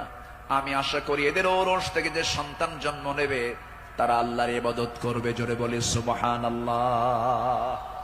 রাসূল তাদেরকে মাফ করে দিয়েছেন। আমার বন্ধুগণ, আমার নবীজি আনুগত্য কাকে বলে আল্লাহ রাসূল তা শিখিয়ে দিয়েছেন, সাহাবাদের জীবনে তা শিখিয়ে দিয়েছেন। সাহাবে কেরাম রাসূলকে জীবন দিয়ে ভালোবেসেছেন। মিকদাদ রাদিয়াল্লাহু তাআলা আনহু রাসূলকে সামনে দাঁড় করিয়ে বলছেন, ইয়া রাসূলুল্লাহি ওয়াল্লাহি ইয়া রাসূলুল্লাহ লা নাকুলু কামা ক্বালাত বানু ইসরাঈল লিমূসা ফাযহাব আনতা ওয়া রাব্বুকা ফাকাতিলা ইন্না হাহুনা কাঈদুন ওয়ালাকিন্নানা নুকাতিলু আন ইয়ামিনিক ওয়া আন ইয়াসারিক ওয়া মিন বাইনি ইয়াদাইক ওয়া মিন খালফিক। জোরে বলি আল্লাহু আকবার। হে রাসূল, আমাদের কেমন পাবেন না, যেমন করে মুসার উম্মত মুসাকে বলেছেন এমন করে আমরা তা বলবো না, আপনাকে বলবো। আমরা আপনার ডান থেকে বাম থেকে সামনে থেকে পিছন থেকে যখন ডাক দিবেন বাতিল শক্তির মোকাবেলায় ঝাঁপ দিয়ে পড়বো। জোরে বলি আল্লাহু আকবার। আমার নবীর চেহারায় আনন্দের ঝলকানি প্রকাশ পেল। সাহাবীরা আমার নবীর চতুর্পার্শ্বে সবসময় ছায়া দিয়ে রেখেছেন। জীবনের চাইতে তারা রাসূলকে বেশি ভালোবেসেছেন। আনুগত্য কাকে বলে? এই পৃথিবীতে প্রধান কাতারে যারা ছিলেন তারা হচ্ছেন সাহাবায়ে কেরাম। সাদ ইবনে মুআজ রাদিয়াল্লাহু তাআলা আনহু বদর যুদ্ধের দিন মৃত্যুর ভয় না করে নবীর আনুগত্যে দাঁড়িয়ে দীপ্ত কণ্ঠে বলেছিলেন, ফাওয়াল্লাযী বাআসাকা বিল হক লাউ ইসতা'রাদতু বিনা হাযাল বাহরা ফাখুদতাহু লাখুদনাহু মা'আক। সেই সত্যের কসম যিনি আপনাকে সত্য সহ প্রেরণ করেছেন, যদি আপনি আমাদেরকে আজকে সমুদ্রের দিকে অগ্রসর হতে বলেন তাতেও প্রবেশ করেন, আমরা সাথে সাথে আপনার অনুসরণ করে আমরাও সমুদ্র বক্ষে ঝাঁপ দেব, কোনো পরোয়া করব না। জোরে বলি আল্লাহু আকবার। আমার বন্ধুগণ, নাম্বার 2 আমরা চলে আসি দান এবং দানশীলতায় রাসূলের আদর্শ এবং সাহাবীদের অনুসরণ। আমার নবীজির দান, তার যে দানশীলতার ব্যাপারে হাদিস এসেছে, তিনি প্রবাহিত বাতাসের মতো দান করতেন। কানা রাসূলুল্লাহ সাল্লাল্লাহু আলাইহি সাল্লাম আজওয়াদান নাস, ফালা রাসূলুল্লাহ সাল্লাল্লাহু আলাইহি সাল্লাম আজওয়াদু বিল খাইর মিনার রিহিল মুরসালা। আমার নবী প্রবাহিত বাতাসের মতো তিনি দান করতেন। যখন শুরু করতেন দান থামতো না, অবারিত দান করতেন। জোরে বলি সুবহানাল্লাহ। সাইয়েদনা ওমর ফারুক রাদিয়াল্লাহু তাআলা আনহু তিনি বলেন, তাবুকের প্রান্তরে বুক ভরা আশা নিয়া নবীর সামনে দাঁড়ালাম এবং মনে মনে ভাবলাম, সারা জীবন আমার বন্ধু আবু বকরের সঙ্গে কোনো ইবাদতের কম্পিটিশনে পারি নাই, আজকে আমি আবু বকরকে হারায়া ফেলবো। তিনি করলেন কি, সমস্ত সম্পত্তির অর্ধেক তিনি তাবুক অভিযানে তিনি দান করলেন। আব্দুর রহমান ইবনে আওফ রাদিয়াল্লাহু তাআলা আনহু 3 বস্তা সোনা দান করেছেন। সবার দান যখন শেষ হয়ে গেছে, আমার নবী অপেক্ষার প্রহর গুনছেন তার সারা জীবনের বন্ধু, 3 দিনের ছোট বড় হিজরতের রাতের সাথী সাইয়েদনা আবু বকর সিদ্দিক রাদিয়াল্লাহু আনহু তিনি কখন তাবুকের জন্য তিনি কি নিয়ে আসবেন, তার দানের পরিমাণ কি, তিনি অপেক্ষার প্রহর গুনছেন। নবীর সামনে যখন এসে দাঁড়ালেন, রাসূল লক্ষ্য করে বলছেন, ইয়া আবা বকর মা আবকাইতা লিহালিক, হে আমার আবু বকর, তোমার পরিবার পরিজনের জন্য তুমি কি রেখে এসেছো? তিনি জবাব দিতে নিয়ে বলছেন, ক্বালা বাকাইতু লাহুমুল্লাহ ওয়া রাসূলা, আমি আমার পরিবারের জন্য রেখে এসেছি শুধু আল্লাহ এবং আল্লাহ রাসূলকে, বাকি সব তাবুকের প্রান্তরের জন্য আমি দান করেছি। জোরে বলি সুবহানাল্লাহ। আমার নবীজি তার শানে বলেছেন, ওমা নাফানি মালু হাদিন কাত মা নাফানি মালু আবি বকর, আমার আবু বকরের অর্থ দিয়ে আমার যেমন উপকার হয়েছে এমন উপকার আমার অন্য কারো দিয়ে হয় নাই। প্রতিটি মানুষের ইহসান পরিশোধ করতে পেরেছি আমি, রাসূল যে পরিশোধ করতে পেরেছি, কিন্তু আমার আবু বকরের ইহসান সমূহ এমন যে তার প্রতিদান কেবল আল্লাহ ছাড়া কেউ প্রতিদান দিতে পারবে না। জোরে বলি সুবহানাল্লাহ। আমার ভাইয়েরা, আল্লাহ রাব্বুল আলামিন সন্তুষ্টির জন্য বান্দাকে জানিয়ে দিচ্ছেন, বান্দা তোর দানটা হবে শুধুমাত্র আমার জন্য, দানের পুরস্কার হলো জান্নাত। সাহাবে কেরাম তা শিখিয়ে দিয়েছেন। আল্লাহ রাব্বুল আলামিন বলেন, মাসালুল লাযীনা ইউনফিকুনা আমওয়ালাহুম ফি সাবিলিল্লাহি কামাসালি হাববাতিন أنبتت 7 سنابل في كل سنبلة 100 حبة والله يضاعف لمن يشاء والله واسع عليم। জোরে বলুন আল্লাহু আকবার। যারা আল্লাহর পথে তাদের সম্পদ ব্যয় করে, তাদের উপমা হলো একটা বীজের মতো যা উৎপন্ন করলো 7টা শীষ, প্রতিটি শীষে রয়েছে 100 দানা। তারা আর আল্লাহ যাকে চান তার জন্য এমন করেই বাড়িয়ে দেন। আল্লাহ হচ্ছেন সবচাইতে প্রাচুর্যময় এবং সর্ব বিষয়ে জ্ঞানী। জোরে বলি সুবহানাল্লাহ। নাম্বার 3 হলো আদল এবং ইহসানের মূর্ত প্রতীক ছিলেন রাসূল এবং সাহাবে কেরাম। আদল কাকে বলে, ইনসাফ কাকে বলে, ইহসান কাকে বলে, যদি আমরা মডেল হিসেবে গ্রহণ করব আমার নবী এবং সাহাবে কেরামকে, আল্লাহ রাব্বুল আলামিন এই শানে বলেছেন, ইন্নাল্লাহা ইয়া'মুরু বিল আদলি ওয়াল ইহসানি ওয়া ইতা'i যিল কুরবা ওয়া ইয়ানহা আনিল ফাহশাই ওয়াল মুনকারি ওয়াল বাগি ইয়া'iদুকুম লা'আল্লাকুম তাযাক্কারুন। জোরে বলুন আল্লাহু আকবার। আমার বন্ধুগণ, আদালত কাকে বলে? সাইয়েদনা ওমর ফারুক রাদিয়াল্লাহু তাআলা আনহু অর্ধ দুনিয়ার শাসনকর্তা, তিনি একদিন ঘোড়া কিনতে গেছেন বাজারে। কি কিনতে গেছেন? ঘোড়া কিনতে গেছেন। আজকের বাজারে যেমন হোন্ডা কিনতে যায়, গাড়ি কিনতে যায়, আগের যুগে মানুষ কিনতে যেত কি? ঘোড়া। সাইয়েদনা ওমর ফারুকের প্রয়োজন, ঘোড়া কিনতে গেছেন। ঘোড়াওয়ালার সঙ্গে কথা বললেন, দামাদামি করে নিলেন, ঘোড়া একটা কিনলেন, দামটা দিয়ে দিলেন, কেনা বেচা হয়ে গেছে, চুক্তি সম্পন্ন হয়ে গেছে। ঘোড়া কিনে নিয়ে বাড়িতে চলে আসবেন। কয়েক মাইল ঘোড়ার পিঠে তিনি চড়েছেন, কয়েক মাইল আসতে না আসতেই তার ঘোড়ার চারটা পা অকেজ হয়ে গেছে। চার পা যখন অকেজ হয়ে গেছে, সাইয়েদনা ওমর ফারুক একটু খেপে গেলেন, রেগে গেলেন। রেগে গিয়ে সোজা চলে গেছেন সেই ঘোড়াওয়ালার কাছে, গিয়ে বলছেন, ঘোড়াওয়ালা, তুমি আমাকে এমন ঘোড়া দিলে কেন? যে ঘোড়াটা আমি 4-5 মাইল যেতে না যেতে চারটা পাই তার অকেজ হয়ে গেছে, অসুস্থ ঘোড়া দিয়েছ, আমি এই ঘোড়া নেব না। সঙ্গে সঙ্গে ঘোড়াওয়ালা বলছেন, আমিরুল মুমিনিন, আমি আপনাকে যে ঘোড়াটা দিয়েছি সুস্থ ঘোড়া দিয়েছি। আপনি যখন আমার কাছ থেকে ঘোড়াটা কিনতে এসেছিলেন সেই সময় ঘোড়াটা সুস্থ ছিল, আপনার মালিকানায় যাওয়ার পরে ঘোড়াটা অসুস্থ হয়ে পড়েছে। সাইয়েদনা ওমর ফারুক একটু খেপে গিয়ে বলছেন, অসুস্থ ঘোড়া আমি নেব না, ঘোড়া ফেরত নাও, টাকাটা আমাকে দিয়ে দাও। এবার ঘোড়াওয়ালা বলছে, আমিরুল মুমিনিন, আমি যত বলবো, আপনি যত বলবেন, কোনো ফয়সালা আসবে না। ঠিক আছে, আমার কথা এবং আপনার কথা দুটা নিয়ে আমরা চলুন, আমরা আদালতে যাই। কোথায় যাই? আদালতে চলে যাই। ইন্নাল্লাহা ইয়া'মুরু বিল আদল, আদালতের সম্মুখীন হয়ে যাই। সাইয়েদনা ওমর ফারুক রাদিয়াল্লাহু তাআলা আনহু তখন অর্ধ দুনিয়ার শাসনকর্তা। এই কথা শোনার সঙ্গে সঙ্গে তিনি তার সকল কথাকে তিনি অফ করে দিলেন, চোখ মেরে গিয়ে বলছেন, ঠিক আছে ঘোড়াওয়ালা, চলো আদালতে হাজির হই, চলো আদালতে ফয়সালা দিয়ে দেবে। চিন্তা করে দেখুন, অর্ধ দুনিয়ার শাসনকর্তা ওমর ফারুক সামান্য এক ঘোড়াওয়ালা মামলা দিচ্ছে, সেই মামলায় তিনি হাজির হচ্ছেন। চলে গেলেন আদালতে। আদালত চত্বরে গিয়ে যখন হাজির হলেন,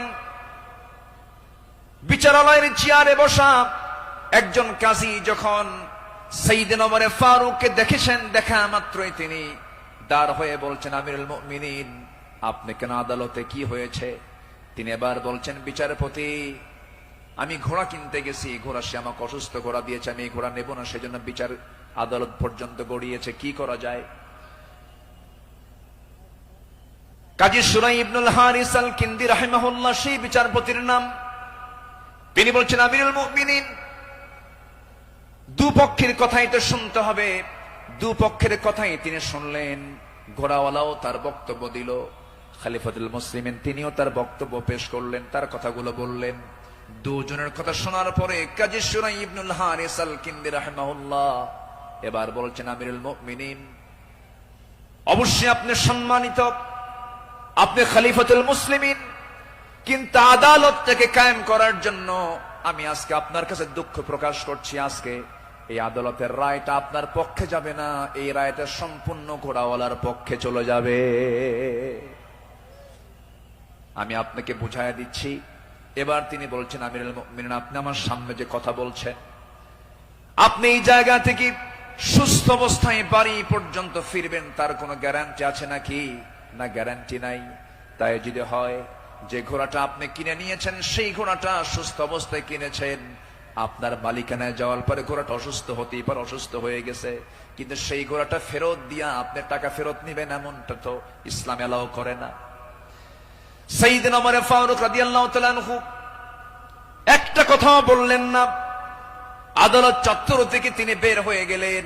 পরের দিন তিনি মাজলিসে শুরার বৈঠকে বসলেন, সবাইকে জানান দিলেন যে আমার সমস্ত উপস্থিত সমস্ত পরামর্শ সভার সদস্যবৃন্দ, গতকালকে আমি একজন বিচারপতি পেয়েছি, এত বড় আদিল মানুষ আমি দেখি নাই। এত বড় আদিল, ইমামুন আদিল, এত সুন্দর রায় সে দিয়েছে, তার এত বড় সাহস, সে ব্যক্তির দিকে তাকায় নাই, সে আইনের দিকে তাকাইছে, আদালতের দিকে তাকাইছে। আমি অমর আমার বিরুদ্ধে সে রায় দিয়েছে, এই লোকটাকে সাধারণ বিচারপতি না বানায় তাকে কেন্দ্রীয় বিচারপতি বানায় দিলাম। আল্লাহু আকবার বলেন। সম্মানিত ভাইয়েরা, সম্মানিত বন্ধুগণ, বিগত 16 বছর যে বিচারগুলো হয়েছে, প্রহসনের বিচার হয়েছে, অনেক মার কোল তারা শূন্য করেছে, অনেক আল্লাহর গোলামের উপরে তারা জুলুম করেছে। 2018 সালে হঠাৎ করে আমার বাড়ি চতুর্দিক থেকে কয়েকশো পুলিশ আমার বাড়ি ঘেরাও করে আমাকে ধরতে গেছে। বিশাল বড় সন্ত্রাসী তো, ধরতে গেছে। তো বললাম, ভাই কি সমস্যা কি, চলেন থানায় যেতে হবে। থানায় নিয়ে গেল, ওসির সামনে বসে আছি, দেখি ওসির চোখের ভিতরে পানি টলমল করছে, অশ্রুপূর্ণ চোখ। তো বললাম, আপনি কান্দেন কেন? হুজুর আমি আপনার খুব ভক্ত। তো ভক্ত তো ধরছেন কেন? বলে যে কি করব হুজুর, চাকরি বাসান তো ফরজ, সন্তানাদি আছে, কি করব, উপর থেকে খুব চাপ, হুজুর আপনি আমাকে মাফ করে দিয়েন। কি করবেন, চাকরি বাঁচান তো ফরজ। আমি বললাম, চাকরি বাঁচান ফরজ, ইমান বাঁচান নফল।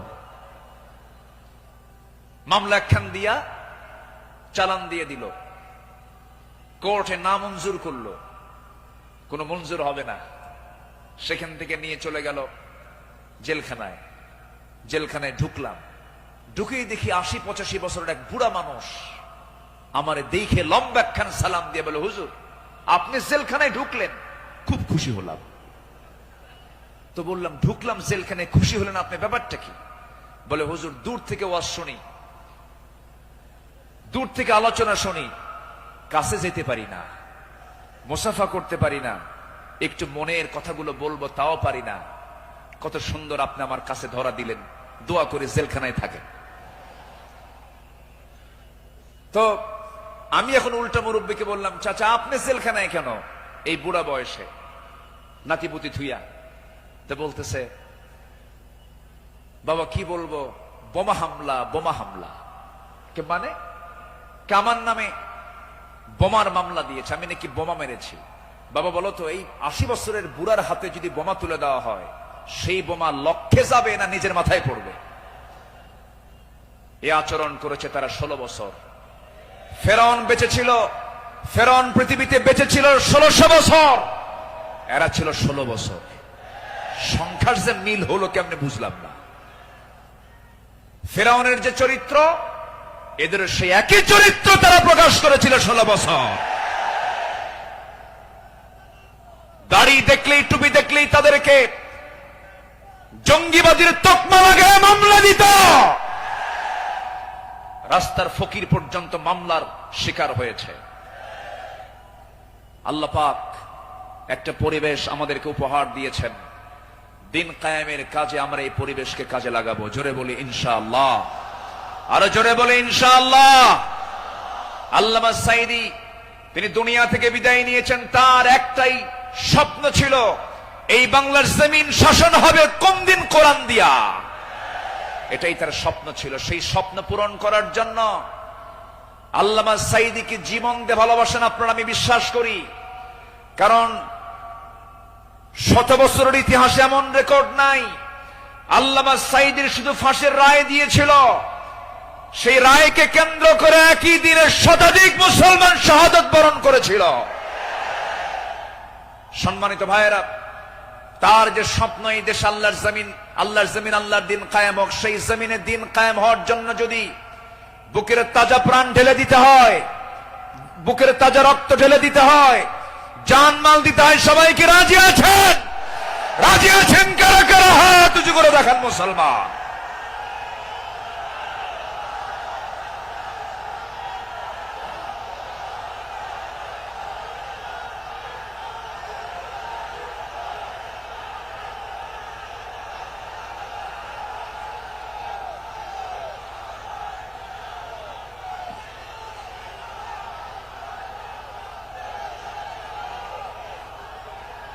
আল্লাহ কবুল করুন, জোরে বলি আমিন, আরো জোরে আমিন।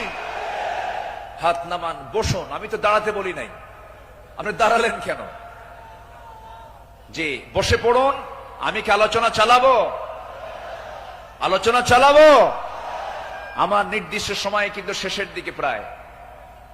আমি কি আলোচনা চালিয়ে যাব? সবাইকে আমাকে সময় দিবেন? জোরে বলি ইনশাআল্লাহ, আরো জোরে বলি ইনশাআল্লাহ। সম্মানিত ভাইয়েরা, তাদের আদালতটা কি ছিল? সাইয়েদনা ওমর ফারুক রাদিয়াল্লাহু তাআলা আনহু একদিন কোন এক বাজার দিয়ে যাচ্ছিলেন।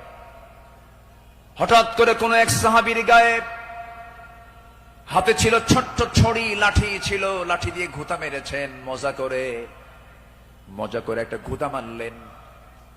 সেই সাহাবীও কিছু মনে করেন নাই। মাস 6 পরে সাইয়েদনা ওমর ফারুক রাদিয়াল্লাহু তাআলা আনহু তার সঙ্গে দেখা করে বললেন, বন্ধু চলো আমার বাড়িতে যাই। বাড়িতে নিয়ে গেলেন, হাতটা ধরে ক্ষমা চেয়ে বললেন, শোনো আমার ভাইজান, অমুক দিন তোমার শরীরে একটু মজা করে একটু তরবারি কি বলে হাতের ছড়ি দিয়ে লাঠি দিয়ে একটু আঘাত করেছিলাম, কষ্ট পেলে আমাকে মাফ করে দিও। এই যে তোমার হাতে 600 দিরহাম দিয়ে দিলাম, তুমি আল্লাহর ঘর কাবা জিয়ারা করে আসবে। জবাবে সেই সাহাবী বলছেন, আমিরুল মুমিনিন, আপনি আমাকে যে আঘাত করেছেন এটা তো আমার মনেই নাই। সাইয়েদনা ওমর ফারুক বললেন, ও আমার ভাই, আমি যে তোমাকে মৃদু আঘাত করেছি, এটা যদি তুমি কিয়ামতের দিন আমার বিরুদ্ধে যদি আল্লাহর কাছে যদি আদালতে মামলা দিয়ে দাও, আমি জামিন পাবো না। এই জন্য আজকে দুনিয়াতেই তোমার কাছ থেকে আমি মাফ চেয়ে নিলাম। জোরে কোন সুবহানাল্লাহ। সাইয়েদনা ওমর ফারুক রাদিয়াল্লাহু তাআলা আনহু এক বোতল মধু এনেছেন, রাষ্ট্রের মধু। সেই মধুগুলো নিয়ে এসে বাড়িতে স্ত্রীর সামনে দাঁড়িয়ে বলছেন, স্ত্রী, মধুগুলো আনলাম। এই মধু শুধু আমাদের ঘরের জন্য নয়, আমার প্রতিবেশী আরো 4 ঘর সহ আমার ঘর মোট 5টা ভাগ হবে। তোমাকে দায়িত্ব দিলাম, এই মধুটা ভাগ করো। স্ত্রীকে মধু ভাগের দায়িত্ব দিই। সময় যেতে না যেতেই একটু পরেই তিনি বলছেন, স্ত্রী মন খারাপ করো না, আমি তোমাকে মধুভাগের দায়িত্ব দেব না। মধুর বোতলটা নিয়ে নিলেন, আস্তে করে প্রতিবেশীর ঘরে চলে গেলেন। প্রতিবেশীকে ডাক দিয়ে বলছেন, প্রতিবেশী, যে মধুর বোতলটা তোমাকে দিলাম সমান 5 ভাগে ভাগ করবে, একটা ভাগ তুমি আমাকে দিবে, বাকি 4 ভাগ তোমরা সব ভাগ করে নেবে। তিনি তার অংশের মধুটা নিয়ে আসলেন, নিয়ে সেই স্ত্রীর সামনে দাঁড়িয়ে বলছেন, আমার স্ত্রী, আল্লাহর কসম করে বলি, আমি তোমাকে সন্দেহ করিনি, আমি তোমাকে ভালোবাসি। আমি রাষ্ট্র চালাই, তুমি আমার পরিবার চালাও, সন্তানাদির দিকে খেয়াল করো, আমার বড় উপকার তুমি করো। আমি তোমাকে সন্দেহ করে তোমার হাত থেকে মধুর বোতল আমি নেই নাই। আমি নিয়েছি এই কারণটা হলো, এই যে মধু তুমি যখন ভাগ করতে যাবে, যদিও সমান ভাগে ভাগ করবে, কিন্তু মধু হলো তরল জিনিস। এই তরল মধু ভাগ করতে নিয়ে তোমার হাতে যতটুকুন মধু লেগে যাবে, 1 ফোঁটা হোক, 2 ফোঁটা হোক, 3 ফোঁটা হোক, এতটুকুন মধু আমাদের ভাগে বেশি আসুক এটা চাই নাই, মনে করে মধুভাগের দায়িত্ব আমি অন্যের কাঁধে চাপায়া দিয়েছি। জোরে বলি আল্লাহু আকবার। ইন্নাল্লাহা ইয়া'মুরু বিল আদল ওয়াল ইহসান। আল্লাহু আকবার বলি। নাম্বার 4 হলো 10টা পয়েন্ট, একটু কান লাগান, খরগোশের মতো কানটা একটু খাড়া করে মনোযোগ দিয়ে সবাই মনোযোগ দিয়ে শুনুন। নাম্বার 4 হলো, শ্রেষ্ঠদের কাতারে থেকেও নিরহংকার হয়ে অসহায় সাধারণের সাথে মিশে যাওয়া সাহাবে কেরামদের বৈশিষ্ট্য ছিল, আমার নবীর বৈশিষ্ট্য ছিল। আল্লাহ রাব্বুল আলামিন অর্ডার করেছেন, وَأَخْفِضْ جَنَاحَكَ لِمَنِ اتَّبَعَكَ مِنَ الْمُؤْمِنِينَ। সূরা শুআরা 215 নম্বর আয়াত। মুমিনদের মধ্যে যারা তোমার অনুসরণ করে তাদের প্রতি তোমার বাহুকে অবনত করো, তাদের জন্য তুমি সুন্দর করে তাদের পাশে দাঁড়িয়ে যাও, দিলটা নরম করে তাদের সঙ্গে কথা বলো। জোরে বলি সুবহানাল্লাহ। আমার বন্ধুগণ, এই ব্যাপারে আমার নবী সবার আগে তিনি এগিয়ে এসেছেন। ঈদের দিন আমার নবীজি দেখেন জীর্ণ শীর্ণ পোশাকের ছোট্ট একটা বাচ্চা কাঁদতেছে আর হাঁটতেছে। আমার নবীজি জড়িয়ে ধরলেন, কোলের মধ্যে তুলে বলছেন, কাঁদো কেন সন্তান, কি হয়েছে বলো? বাপ নাই মা নাই, দুইজনে দুনিয়া থেকে বিদায় নিয়েছেন। আমার নবজি ধুলাই মলিন সন্তানটাকে, শিশুটাকে কোলের মধ্যে তুলে নিয়ে সোজা ঘরের মধ্যে ঢুকলেন। ঢুকে বলছেন, আয়েশা, বাচ্চা নিয়ে আসছি, সন্তান নিয়ে আসছি। ও কলিজার টুকরা সন্তান, এই যে মহিলাকে দেখতে পেতেছ, আজকের থেকে এটাই তোমার মা, আর আমি তোমার সামনে দাঁড়িয়ে আছি, আমি হলাম তোমার বাবা। আমার নবী এতিমদের পাশে এমন করে সারা জীবন দাঁড়িয়েছেন, কারণ আল্লাহ রাব্বুল আলামিন তাকে অর্ডার করেছেন, আলাম ইয়াজিদকা ইয়াতীমান ফাআওয়া ووجدك ضالا فهدى ووجدك عائلا فأغنى فأما اليتيم فلا تقهر وأما السائل فلا تنهر وأما بنعمة ربك فحدث। আমার বন্ধুগণ, সাইয়েদনা আবু বকর সিদ্দিক রাদিয়াল্লাহু আনহুর খেলাফত আমল চলছিল। সাইয়েদনা আবু বকর রাদিয়াল্লাহু তাআলা আনহু সেই সময় যখন তিনি খেলাফত পেলেন, নতুন যখন তিনি দায়িত্ব পেলেন, খেলাফত গ্রহণ যখন তিনি করলেন, নতুন খলিফা হয়েছেন, এই খেলাফতের সংবাদ পেয়ে অনেকে আনন্দ প্রকাশ করছে। সুন্দর একজন খলিফা আমরা পেয়েছি। কিন্তু ওই মদিনার ছোট্ট একটা গ্রামের একজন মহিলা অঝরে ঝাড়ায় কাঁদতেছে, কান্নায় সে ভেঙ্গে পড়ছে। সবাই বলল, মহিলা তুমি কান্দো কেন? ও নারী তুমি কান্দো কেন? ও মহিলা তুমি কান্দো কেন? কান্নার হেতুটা কি? সঙ্গে সঙ্গে মহিলা বলতেছে, কান্নার কারণ হলো এমন একজন ব্যক্তি খেলাফতের দায়িত্ব পেয়েছে, যে লোকটা আমার বাড়ির প্রত্যেকদিন ছাগলটা দহন করে যেত, ছাগলের দুধটা দহন করত। আজকে সে খেলাফতের দায়িত্ব পেল, কিন্তু আমার এই ছাগলের দুধটা দহন করার মতো লোক আর আমি পাবো না, এই জন্য আমি কান্দি। ওই মহিলার কান্না যখন সাইয়েদনা আবু বকরের কানে যখন সংবাদটা চলে গেছে, ওই মহিলার সামনে দাঁড়িয়ে বলছেন, মহিলা কেঁদো না, আমি খলিফার দায়িত্ব পেয়েছি, খেলাফতের দায়িত্ব পেয়েছি বলে তোমার দায়িত্ব আমি পালন করব না, ভুল কথা। আমার দায়িত্ব এটাও রয়ে যাবে, আমার খেলাফতের দায়িত্ব রয়ে যাবে। জোরে বলেন সুবহানাল্লাহ। ইবনে সাকার বলেন, সিরাত গ্রন্থে এসেছে, সাইয়েদনা আবু বকর সিদ্দিক রাদিয়াল্লাহু তাআলা আনহু একটা গ্রাম ছিল, একটা পল্লী ছিল, ছোট্ট একটা মহল্লা ছিল। ওই মহল্লার প্রত্যেক ঘরে ঘরে গিয়ে সাইয়েদনা আবু বকর প্রত্যেক ঘরের ছাগলগুলোর দুধ তিনি দহন করে দিয়ে আসতেন। যেরকম সুবহানাল্লাহ, আরো জোরে বলে সুবহানাল্লাহ। শ্রেষ্ঠত্বের কাতারে থেকেও নিরহংকারী হয়ে তারা জনগণের খাদেম ছিলেন, জনগণের খেদমত তারা করেছেন। রাতের বেলা একদিন তিনি খালি পায়ে হাঁটতেছেন। কি পায়ে বলেন? খালি পায়ে হাঁটতেছেন। সাইয়েদনা ওমর ফারুক দেখে বলছেন, আমিরুল মুমিনিন, আপনি খালি পায়ে হাঁটেন কেন? পাথরের আঘাতে আপনার চামড়া ফেটে তো রক্ত বের হয়ে যাবে, আপনি আহত হয়ে পড়বেন, রক্তাক্ত হয়ে যাবেন। তিনি বলছেন, ভাই ওমর, এই রাতের গভীর রাত্রিতে, গভীর নিশীথে আমি যদি জুতা পায়ে হাঁটতে যাই, পাথরের সাথে জুতার একটা আঘাত লাগবে, একটা শব্দ সৃষ্টি হয়ে যাবে। এই শব্দে যদি আমার নাগরিকের যদি ঘুমের ব্যাঘাত হয়, কিয়ামতের দিন আমাকে তার জন্য আসামির কাঠ গড়ায় দাঁড়াতে হবে। জোরে বলি আল্লাহু আকবার। ঢাকা থেকে নেতা আসিতেছেন চট্টগ্রাম, ঢাকা চট্টগ্রামের রোড 4 ঘন্টা বন্ধ। এমন নেতৃত্ব আমরা চাই না।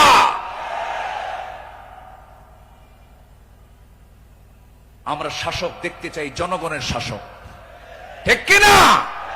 আমরা কিসের শাসক দেখতে চাই? যাকে দেখলে ওমরের কথা মনে হবে, যাকে দেখলে আবু বকরের কথা মনে হবে, যাকে দেখলে ওসমানের কথা মনে হবে। একটা ওমর আল্লাহ পাক তুমি বাংলার জমিনে দিয়ে দাও। জোরে বলি আল্লাহুম্মা আমিন। সাইয়েদনা আবু বকর সিদ্দিক রাদিয়াল্লাহু তাআলা আনহু, খেলাফত মানে কি? একটা দেশের তিনি রাষ্ট্রপ্রধান। রাতের বেলা তিনি চলে গেছেন হলো প্রতিবেশীর ঘরে। কোন প্রতিবেশী? যে প্রতিবেশীর স্বামী নাই, ছেলে নাই, মেয়ে নাই। যেই মহিলার তিনি খেদমত করতে গেছেন তার চোখটাও নাই, বয়োবৃদ্ধ জ্ঞান বৃদ্ধ একজন নারী, সচেতন একজন নারী। তিনি তার খেদমত করার জন্য খেলাফতের দায়িত্ব পাওয়ার পরও তিনি চলে গেছেন। দরজায় নক করেছেন, খেদমত করলেন, বের হয়ে আসছেন। পরের রাত্রিতে সাইয়েদনা ওমর ফারুক রাদিয়াল্লাহু আনহু তিনি ভাবলেন, আমার ভাই আবু বকর তো খেলাফতের দায়িত্ব পেয়েছেন, উনি কি খেদমত করতে পারছেন কিনা জানি না। উনি চলে গেছেন খেদমত করার জন্য। দরজায় তিনি নক করেছেন, বুড়িমা আপনার খেদমতের জন্য আমি এসেছি, আমি অমর আসছি। কে প্রয়োজন নেই। কেন? কিছুক্ষণ আগে একজন খেদমত করে চলে গেছে। উনি ভাবলেন যে খেদমতটা কে করতে পারে। পরপর তিনি 3 রাত ওই বুড়ি মহিলার ঘরের পাশে গিয়ে আড়ালে তিনি দাঁড়ালেন, খুঁজে পাচ্ছেন না, কখন ঢোকে তাও টের পাওয়া যায় না। তৃতীয় রাত্রিতে তিনি বুঝতে পারলেন একটা মানুষ খালি পায়ে ভিতরে ঢুকলো, কিন্তু অন্ধকার তো দেখতে পান নাই। ভিতরে ঢুকে খেদমত করে বের হতে নিলেই পিছন দিক থেকে ওমর ফারুক তার হাত চেপে ধরেছেন। চেপে ধরেই দেখেন কেউ না, খলিফা আবু বকর সিদ্দিক রাদিয়াল্লাহু তাআলা। তিনি বললেন, আমিরুল মুমিনিন, একটা রাষ্ট্র পরিচালনা করতে নিয়ে কত পরিশ্রম করতে হয়। রাতের বেলা বিশ্রামের প্রয়োজন হয়, দিনের বেলাও পরিশ্রম করেন, রাতের বেলা এমনটা করলে আপনি অসুস্থ হয়ে পড়বেন, অন্তত আমাদের কিছু খেদমতের জন্য আমাদের কিছু কাজ রেখে দেন। তিনি বলছেন, ভাই ওমর, হাসরের ময়দানে আমার আমলনামা তোমার পিঠে যাবে না, আমার কাজ আমাকে করতে দাও। মৃত্যুর দিন পর্যন্ত তিনি ওই মহিলার খেদমত করে তিনি দুনিয়া থেকে বিদায় নিয়েছেন। দ্বিতীয় খলিফা ওমর ফারুক রাদিয়াল্লাহু তাআলা যখন খেলাফতের দায়িত্ব পেলেন, ওই মহিলা জানেন না প্রথম খলিফা ইন্তেকাল করেছেন। খেলাফতের দায়িত্ব যেদিন পেয়েছেন সেই দিনই রাত্রেবেলায় ওমর ফারুক তিনি চলে গেছেন মহিলার ঘরে, দরজায় নক করে ভিতরে ঢুকেছেন। মহিলা জানেন না খাদেম চেঞ্জ হয়েছে। ভিতরে তিনি সব কাজগুলো করলেন, রান্না বান্না করে দিলেন, কাপড় চোপড় ধুয়ে দিলেন, খাবার দাবার ধুয়ে দিয়ে পরিষ্কার করে তিনি বের হয়ে আসলেন। মহিলা অন্ধ মানুষ, বসেছেন খাবার খেতে, সামনে খেজুর নিয়ে যখন বসেছেন, খেজুর একটা মুখে নেওয়া মাত্রই দাঁতের নিচে যখন খেজুরের বিচি যখন পড়ে গেছে, সঙ্গে সঙ্গে মহিলা বলতেছেন, ইন্না লিল্লাহ। তিনি চোখের পানি ফেলে দিয়া কেঁদে কেঁদে বলতেছেন, বুঝতে পেরেছি আমার আসল খাদেম আবু বকর আর দুনিয়াতে নাই। আমার আবু বকর যখন আমার খেদমত করতে আসতো, যখন সে খেজুরগুলো আমাকে ধুয়ে দিত, শুধু খেজুর শুধু ধুয়ে দিত না, খেজুরগুলো ধুয়ে ভিতরের যে বিচিগুলো আছে বিচিগুলো সরায় আমার সামনে রেখে দিত, যেন আমার খেতে কোনো কষ্ট না হয়। জোরে বলে সুবহানাল্লাহ, আরো জোরে বলে সুবহানাল্লাহ। শাসক ছিলেন, শাসকের কাতারে থেকেও তারা নিরহংকারী হয়ে জনগণের সেবা করেছেন। আল্লাহু আকবার বলেন। সাইয়েদনা ওমর ফারুক রাদিয়াল্লাহু তাআলা আনহু তিনি যেদিন শাসনভার তার কাছে আসে, তার কাঁধে যখন আসে, সেই দিন থেকে নিয়ে শুরু করে মৃত্যুর দিন পর্যন্ত কোন রাত তার পিঠটা তার বিছানার সঙ্গে লাগাতে দেননি। দিন দিন শুকায় যাচ্ছিলেন। বলা হলো, আপনি শুকায় যাচ্ছেন কেন? তিনি বললেন কেঁদে কেঁদে, তোমরা আমাকে এমন দায়িত্ব দিয়েছো যে দায়িত্ব আমাকে স্বাস্থ্যহীন বানিয়ে দিয়েছে। পরকালীন জবাবদিহিতার অনুভূতি ছাড়া একটা শাসক কখনো ভালো হতে পারে না। আসতে বলবেন না, জোরে বলুন ঠিক কিনা? অতএব সেই গদি সমস্যার সমাধানের জন্য আমরা চাই যোগ্য, সৎ, আল্লাহওয়ালা, কোরআন প্রেমিক একজন শাসক আমরা চাই। আল্লাহ কবুল করুন, আল্লাহ কবুল করুন। এই কথাটা কেন বললাম? কারণ এখন যে সরকারটা আছে এটা কি স্থায়ী না অস্থায়ী? এজন্য আলোচনার মধ্যে এই ফাঁকে এই কথাটা একটু বলে ফেললাম। সম্মানিত ভাইয়েরা, আমার সময় তো ফুরে যাচ্ছে, আমাকে শেষ করতে হবে। শেষ কি করে দেব? আলোচনা চলুক, হুজুর মরুক। জি, জোরে বলি ইনশাআল্লাহ। জি, আল্লাহ কবুল করুন, জোরে বলি আমিন। নাম্বার 5, সকল দুর্নীতি এবং অন্যায়ের বিরুদ্ধে কঠোর অবস্থান। আমার নবীরও ছিল, সাহাবে কেরামদের মাঝে এই বিষয়ে তারা খুব সতর্ক থাকতেন। আল্লাহ রাব্বুল আলামিন বলেন, ওয়ালা তাকুলু আমওয়ালাকুম বাইনাকুম বিল বাতিলি ওয়া তুদলু বিহা ইলাল হুক্কামি লিতাকুলু ফারীকাম মিন আমওয়ালিন নাসি বিল ইসমি ওয়া আনতুম তা'লামুন। জোরে বলুন আল্লাহু আকবার। তোমরা নিজেদের মধ্যে পরস্পরের সম্পদ অন্যায়ভাবে গ্রাস করো না, তা বিচারকদের নিকট উপস্থাপন করো না। যাতে অন্যের সম্পদের কিছু অংশ পাপের মাধ্যমে গ্রাস করতে পারো, যদিও তোমরা জানো কার কথা। আসতে বলবেন না, কার কথা। আর এক জায়গায় বলছেন লা তাকুলু, তোমরা খেতে যেও না। কি খেতে যেও না? কুলু মিন তাইয়্যিবাত, পবিত্র খাবে, হারাম কিছু খাবে না। লা তাকুলুর রিবা আদআফান মুদাআফা আহাল্লাল্লাহুল বাইয়া ওয়া হাররামান। রিবা বিভিন্ন জায়গাতে আল্লাহ পাক ক্লিয়ার কথা বলে দিয়েছেন। আমার বন্ধুগণ, সাহাবায়ে কেরাম দুর্নীতি কেমন করে বন্ধ করা যায়, অন্যের বিরুদ্ধে কেমন কঠোর হতে হয়, তা বাস্তব জীবনে তা দেখিয়ে দিয়েছেন।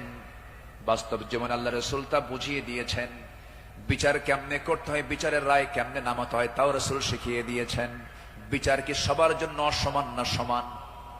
আইন সবার জন্য, আইন সবার জন্য সমান। আমার নবীজি বসে আছেন, একটা বিচার আসলো। এক সম্ভ্রান্ত পরিবারের মহিলা কন্যা সন্তান চুরি করে ধরা পড়েছে। রাসূল বললেন কোনো কথা নাই, হাত কাটো, হাত কেটে ফেলো। রাসূল অর্ডার দিলেন। আমার নবীর উপরে কথা বলার কোনো সাহস কারো নাই।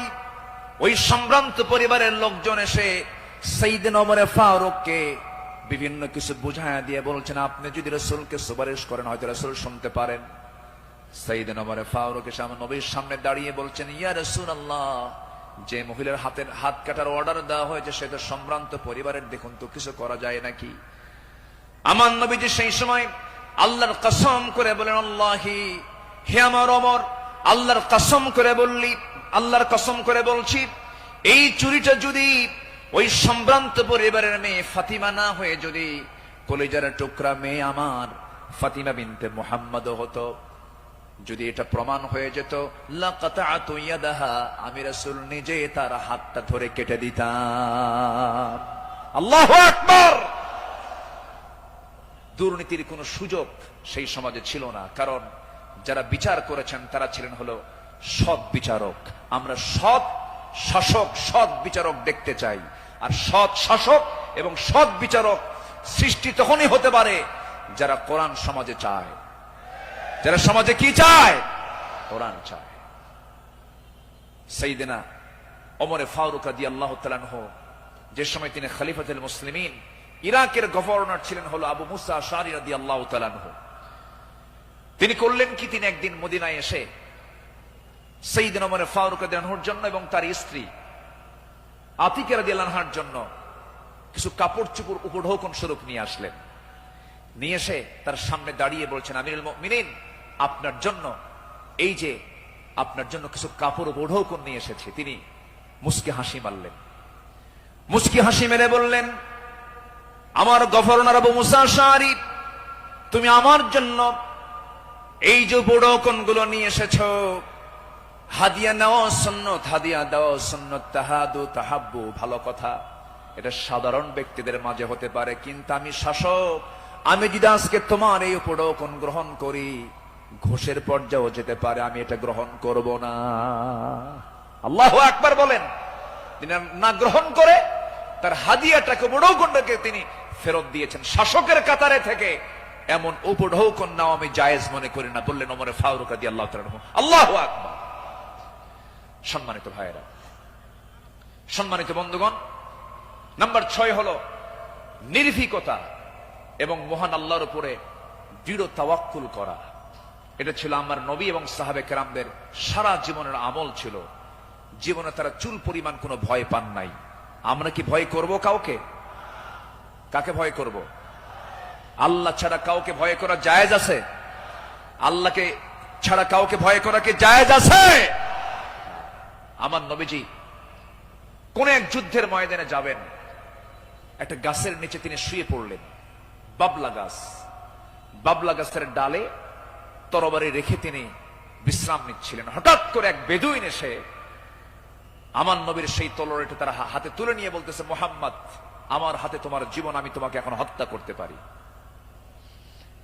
এই কথা বলা মাত্রই বলতেছে, এখন তোমাকে কে বাঁচাবে? বেদুইন বলছে, তোমাকে এখন কে বাঁচাবে মুহাম্মদ? আমার নবীজি বলেন, আমাকে বাঁচাবেন আমার আল্লাহ, আমাকে বাঁচাবেন আমার আল্লাহ, আমাকে বাঁচাবেন আমার আল্লাহ। তিনবার রাসূল যখন বললেন, ওই বেদুনের হাত থেকে তরবারি থরথর থরথর করে পড়ে গেল। আমার নবীজি দৌড় মেরে গিয়ে সেই তরবারি হাতে নিয়ে বললেন, বেদুইন, এখন তোমাকে বাঁচাবে কে? আমি তো আল্লাহর কাছে আশ্রয় নিয়েছি, আল্লাহ আমাকে বাঁচান, এখন তোমাকে কে বাঁচাবে? বেদুইন তার চোখের পানি আটকাতে না পেরে আমার নবীর সামনে দাঁড়িয়ে বলছে, আপনি সত্যি আল্লাহর রাসূল, আপনি আমাকে পড়িয়ে দেন লা ইলাহা ইল্লাল্লাহ। ফাইদা আযামতা ফাতাওয়াক্কাল আলাল্লাহ ওয়া কাফা বিল্লাহি ওয়াকিলা ইন্নাল্লাহা ইউহিব্বুল মুতাওয়াক্কিলিন ওয়া মান ইয়াতাওয়াক্কাল আলাল্লাহ ফাহুয়া হাসবুহ। যে ব্যক্তি আল্লাহর প্রতি তাওয়াক্কুল করবে, আল্লাহ তার জন্য যথেষ্ট হয়ে যান। আমাদের ভরসা রাশিয়া নয়, আমেরিকা নয়, ইন্ডিয়া নয়, চায়না নয়, আমাদের কারো মধ্যে ভরসা করার দরকার না। আমাদের ভরসা কে? আসতে বলবেন না, তিনি কে? আমাদেরকে বাঁচাবেন তিনি, যার হাতে আমাদের প্রাণ, তিনি সে আল্লাহ আমাদেরকে বাঁচাবেন। আল্লাহ কবুল করুন, জোরে বলি আমিন। ইসলাম গ্রহণ করেছেন 40 নম্বরে। 41 নম্বরে সাইয়েদনা ওমর ফারুক রাদিয়াল্লাহু তাআলা আনহু ইসলাম কবুল করেই রাসূলের সামনে তরবারি রাসূলের পায়ের কাছে রেখে বললেন, ইয়া রাসূলুল্লাহ, আমাদের মুসলমানদের সংখ্যা কত? আমার রাসূল বললেন, ওমর, সাহাবীর সংখ্যা মাত্র 40 জন, 40 থেকে 41 জন। সাইয়েদনা ওমর ফারুক বলেন, এটাই বিশাল সংখ্যা। আজকে আমরা কাবার চত্বরে গিয়ে প্রকাশ্যে ঘোষণা করব লা ইলাহা। কোন সাহাবী বললেন? বলেন বলেন, কোন সাহাবী? আজকে তো এক সাহাবীর ইতিহাসটা একটু বেশি টানলাম, প্রসঙ্গটা চলে আসলো। তিনি বলে ফেললেন, কি পরিমাণ সাহস হতে পারে! সাহসের পিরামিড। সাইয়েদনা ওমর ফারুক গিয়ে প্রকাশ্য রূপে সামনে ঘোষণা করলেন, কে আছো? আমার সামনে আসো, লা ইলাহা। তরবারি হাতে দীপ্ত পদক্ষেপে আল্লাহু আকবার ধ্বনিতে মুখরিত করে আকাশ বাতাস সামনের দিকে যেতে লাগলেন। আবু জেহেল হতভম্ব হলো। আবু জেহেল মনে মনে ভাবলো, পাঠালাম কি জন্য, আর হয়ে গেল কি? সাইয়েদনা ওমর ফারুক রাদিয়াল্লাহু তাআলা এত সাহসী ছিলেন, সেই বজ্র কণ্ঠের ওমর এখনো দরকার আছে না নাই? সেই বজ্র কণ্ঠের ওমর এখনো দরকার আছে না নাই? নতুন বাংলাদেশ তৈরি করার জন্য ওমর প্রয়োজন, আবু বকর প্রয়োজন। আমরা আবু বকরের মতো দৃঢ়চেতা হব, ওমরের মতো সাহসী হব, ওসমানের মতো ধৈর্যশীল হব, আলীর মতো লড়াকু সৈনিক হয়ে বাতিল শক্তির মোকাবেলা আমরা ঝাঁপিয়ে পড়ব প্রয়োজনে। রাজি আছেন কারা কারা? হাত উঁচু করে দেখান মুসলমান।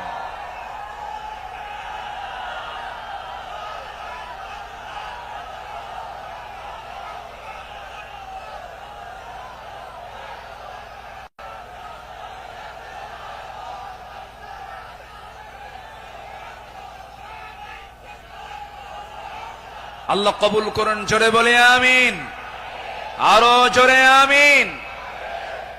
আল্লামা ইকবাল এই জন্য সাহাবাদের ভূমিকা বর্ণনা করে বর্তমান সময়ের মুসলিমদের দুরবস্থা নিয়ে আফসোস করে তিনি একটা লাইন বলেছেন। তিনি কি বলেছেন? সফহাওয়ার সে বাতিল কো মিটায়া কিসনে, নুয়ে ইনসান কো গুলামি সে ছুড়ায়া কিসনে, मेरे काबे को जमीनों से बचाया किसने, मेरे कुरान को सीनों से लगाया किसने, थे तू अबाओ तुम्हारे ही मगर तुम क्या हो, हद पर हद दहरे मुंतजरे फरदा हो। कवि विश्व कवि আল্লামা ইকবাল তিনি বলছেন, যারা এসব অসাধ বাতিল দূর করেছে জগৎ হতে, ছাড়িয়েছে মানব কুলে দাস গোলামির কবল হতে, কাবা ঘরে সেজদা করার জাগলো প্রথা যাদের সাথে, বুকে কোরআন ধারণ করা শিখল জগৎ যারা যারা হাতে, তারা তোদের পূর্বপুরুষ আর আজিকে তোমাদেরকে হয়ে ইন্তেজারি করছে বসে হাতের উপর হাতটি রেখে। আফসোস করে তিনি বলছেন, সাহাবীরা কি করে গেলেন আর তোমরা কি করছো? তোমরা এক একটা ওমর হয়ে যাও, এক একটা আবু বকর হয়ে যাও, জান্নাত পাওয়ার জন্য সাহাবীদের অনুসরণটাই তোমার জন্য যথেষ্ট হয়ে যাবে। জোরে বলি সুবহানাল্লাহ। নাম্বার 7 হলো নিজ দায়িত্বের ভারে অস্থির চিত্ততা নিয়ে আমার রাসূল চলতেন, সাহাবে কেরামও চলতেন। আমার নবীজি বিদায় হজের ভাষণের দিন আমার নবীজি কেঁদে অস্থির হয়ে যাচ্ছিলেন। সাহাবে কেরামকে লক্ষ্য করে বলছেন, ওয়া আনতুম তুসআলুনা আন্নী ফামা আনতুম কাইলুন, আমার ব্যাপারে প্রশ্ন করা হলে তোমরা কি বলবে? সাহাবীরা বললেন, নাশহাদু আন্নাকা কদ বাল্লাগতা ওয়া আদ্দাইতা ওয়া নাসাহতা, আমরা সাক্ষ্য দেব আপনি দায়িত্ব পালন করেছেন, আপনি উপদেশ দিয়েছেন। এই কথা শুনে আমার নবীজি শাহাদাত আঙ্গুলি উঁচু করে আকাশের দিকে লক্ষ্য করে আল্লাহকে বলছেন, আল্লাহুম্মা শাহাদ, আল্লাহুম্মা শাহাদ, আল্লাহুম্মা শাহাদ, আল্লাহ তুমি সাক্ষী থাকো, আল্লাহ তুমি সাক্ষী থাকো, আমার সাহাবীরা আমার পক্ষে কথা বলছে। আল্লাহু আকবার বলেন। নিজের দায়িত্ব নিয়ে রাসূল খুব অস্থির চিত্ততা প্রকাশ করতেন মাঝে মাঝে। আমার বন্ধুগণ, আমার নবীজি মাঝে মাঝে এত পরিমাণ কাঁদতেন, কান্নার পরিমাণ এত হতো, আমার নবীজি যখন সেজদায় পড়ে যেতেন না, সেই শরীফের হাদিসে এসেছে, পানি গরম হলে পরে টকবক যেমন আওয়াজ হয়, ফুটন্ত পানি যেমন টকবক টকবক আওয়াজ করে, আমার নবীজি সেজদার সময় এত পরিমাণ কাঁদতেন। আমার নবীজির সেজদার সময় যে মুখ থেকে কান্নার আওয়াজটা বের হতো টকবক করা পানির মতো, এত কাঁদতেন তিনি। কেন কাঁদতেন? কি জন্য কাঁদতেন?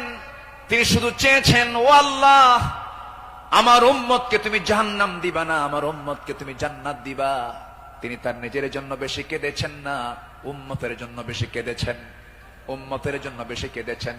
আমার বন্ধুগণ, এই জন্য এই পৃথিবীতে সবচাইতে বেশি ভালোবাসবে এক নাম্বার কাকে বলেন? আসতে বলবেন না কাকে? নাম্বার 2 হচ্ছে মুহাম্মদ সাল্লাল্লাহু আলাইহি ওয়াসাল্লামকে আমরা ভালোবাসবো। তিনিও ভালোবেসেছেন। আমার ভাইয়েরা, আমার বন্ধুগণ, নাম্বার 8 হলো আদর্শ নেতৃত্বের অনুতুলনীয় আলোক ছটাই সাহাবে কেরাম। সাহাবে কেরামকে আল্লাহ রাব্বুল আলামিন অনেক সম্মান দান করেছেন। লাকাদ আরসালনা রুসুলানা বিল বাইয়িনাতি ওয়া আনজালনা মাআহুমুল কিতাবা ওয়াল মিজানা লিয়াকুমান নাসু বিল কিসত। জোরে বলুন আল্লাহু আকবার। আমার বন্ধুগণ, সময় যেহেতু কম, শেষের দিকে আস্তে আস্তে চলে যাচ্ছি।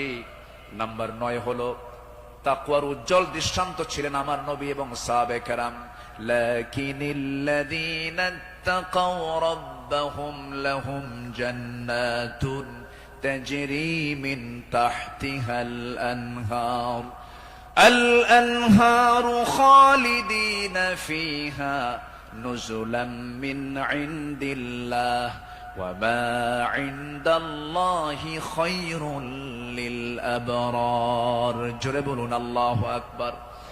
যারা নিজেদের প্রতিপালককে ভয় করে চলে, তাদের জন্য আছে এমন সব উদ্যান, এমন সব জান্নাত যারা তলদেশ দিয়ে নহর প্রবাহিত। আল্লাহর পক্ষ থেকে অতিথিয়তা স্বরূপ তারা সর্বদা সেখানে থাকবে। আল্লাহর নিকট যা কিছু আছে পুণ্যবানদের জন্য তাই হলো শ্রেষ্ঠ। জোরে বলি সুবহানাল্লাহ। তাকওয়া কাকে বলে সাহাবে কেরাম শিখিয়েছেন, তাকওয়া কাকে বলে আম্বিয়ে কেরাম শিখিয়েছেন। বিশেষ করে আমার নবীজি তাকওয়ার তিনি মূর্ত প্রতীক ছিলেন। আমার বন্ধুগণ, নাম্বার 10 হলো, নাম্বার 10 সর্বশেষ যেটা, সেটা হলো আল্লাহর কাছে বিনম্র চিত্তে অশ্রু ঝরানো, চোখের পানি ফেলে ফেলে কাঁদা। এই দুনিয়াতে আমি যখন জন্ম নিয়েছি, আমার প্রথম ভাষা ছিল হাসা না কাঁদা, হাসি না কান্না। মার পেট থেকে দুনিয়াতে এসে আমি কেঁদেছি না হেসেছি? কেঁদেছি। মূলত এই জায়গাটা হলো, এই দুনিয়াটা হলো কান্নাকাটি করার জায়গা। হাসির জায়গা হলো জান্নাত, আনন্দের জায়গা হলো জান্নাত। জান্নাতে গিয়ে বান্দার জীবনের সব সমস্ত আনন্দ সেই জান্নাতি সে ভোগ করবে। হুজিবাতুল জান্নাতু বিল মাকারিহ হুজিবাতুন নারু বিশ শাহাওয়াত। আমার বন্ধুগণ, আমার নবীজি যখন কাঁদতেন, অস্থির হয়ে যেতেন, তার চোখের কোনা বেয়ে বেয়ে টপ টপ করে পানি পড়তো, দাড়িগুলো ভিজে যেত, কপাল ফুলে যেত, হাঁটুগুলো ফুলে যেত। ঘন্টার পরে ঘন্টা সেজদায় পড়ে কেঁদেছেন, কারণ আল্লাহ পাক তার শানে বলেছেন, ওয়া মিনাল লাইলি ফাতাহাজ্জাদ বিহি নাফিলাতাল লাক আসা আন ইয়াবআসাকা রাব্বুকা মাকামান মাহমুদা। জোরে বলুন আল্লাহু আকবার। আরেক জায়গায় বলছেন ওয়াল্লাযীনা ইয়াবিতুনা লিরাব্বিহিম সুজদান ওয়া কিয়ামা ওয়াল্লাযীনা ইয়াকুলুনা রাব্বানা ইসরিফ আন্না আযাবা জাহান্নাম ইন্না আযাবাহা কানা গরামান ইন্নাহা সাআত মুস্তাকাররাও ওয়া মুকামা। আল্লাহর যারা বান্দা হবে, রাত গভীর হয়ে যাবে, সবাই ঘুমের সাগরে হাবুডুবু খাবে, কিন্তু আল্লাহর পছন্দের বান্দা যারা, তারা তো জানেই আল্লাহ সব সময় প্রথম আকাশে আসেন না। আল্লাহ তাআলা প্রথম আকাশে আসেন কোন সময় বলুন? কোন সময়? কোন সময়? কোন সময়? কোন সময়? শেষ রাত্রিতে চলে আসেন। ফিস সামাঈদ দুনিয়া আলা মিন মুস্তাগফিরিন ফাগফির লাহ। কোন ক্ষমা প্রার্থী আছে আমার কাছে ক্ষমা চাবে, সেই সময় আল্লাহ পাক দুনিয়ার আকাশে চলে আসেন। আল্লাহর পছন্দের বান্দা এই চান্সটা ছেড়ে দেন না। শেষ রাত্রে উঠে চোখের পানি ফেলে শিশুর মতো যারা কান্দাকাটি করবে, আল্লাহর কাছে যারা রোনাজারি করবে, আপনি কি জানেন 7 সমুদ্রের পানি দিয়ে জাহান্নাম নিভতে পারে না, কিন্তু বান্দা যদি আল্লাহর ভয়ে 1 ফোঁটা চোখের পানি ফেলতে পারে, 1 ফোঁটা চোখের পানি 7টা জাহান্নামকে নিভায়া দিতে পারে। আমরা কাঁদবো কার কাছে? আসতে বলবেন না, কাঁদবো কার কাছে? পৃথিবীতে কান্নাকাটি করার জায়গা কয়টা? বলেন কয়টা জায়গা? এক জায়গা। কার কাছে? আল্লাহর কাছে আমরা চোখের পানি ফেলে ফেলে কাঁদবো, আল্লাহর কাছে আমরা রোনাজারি করব।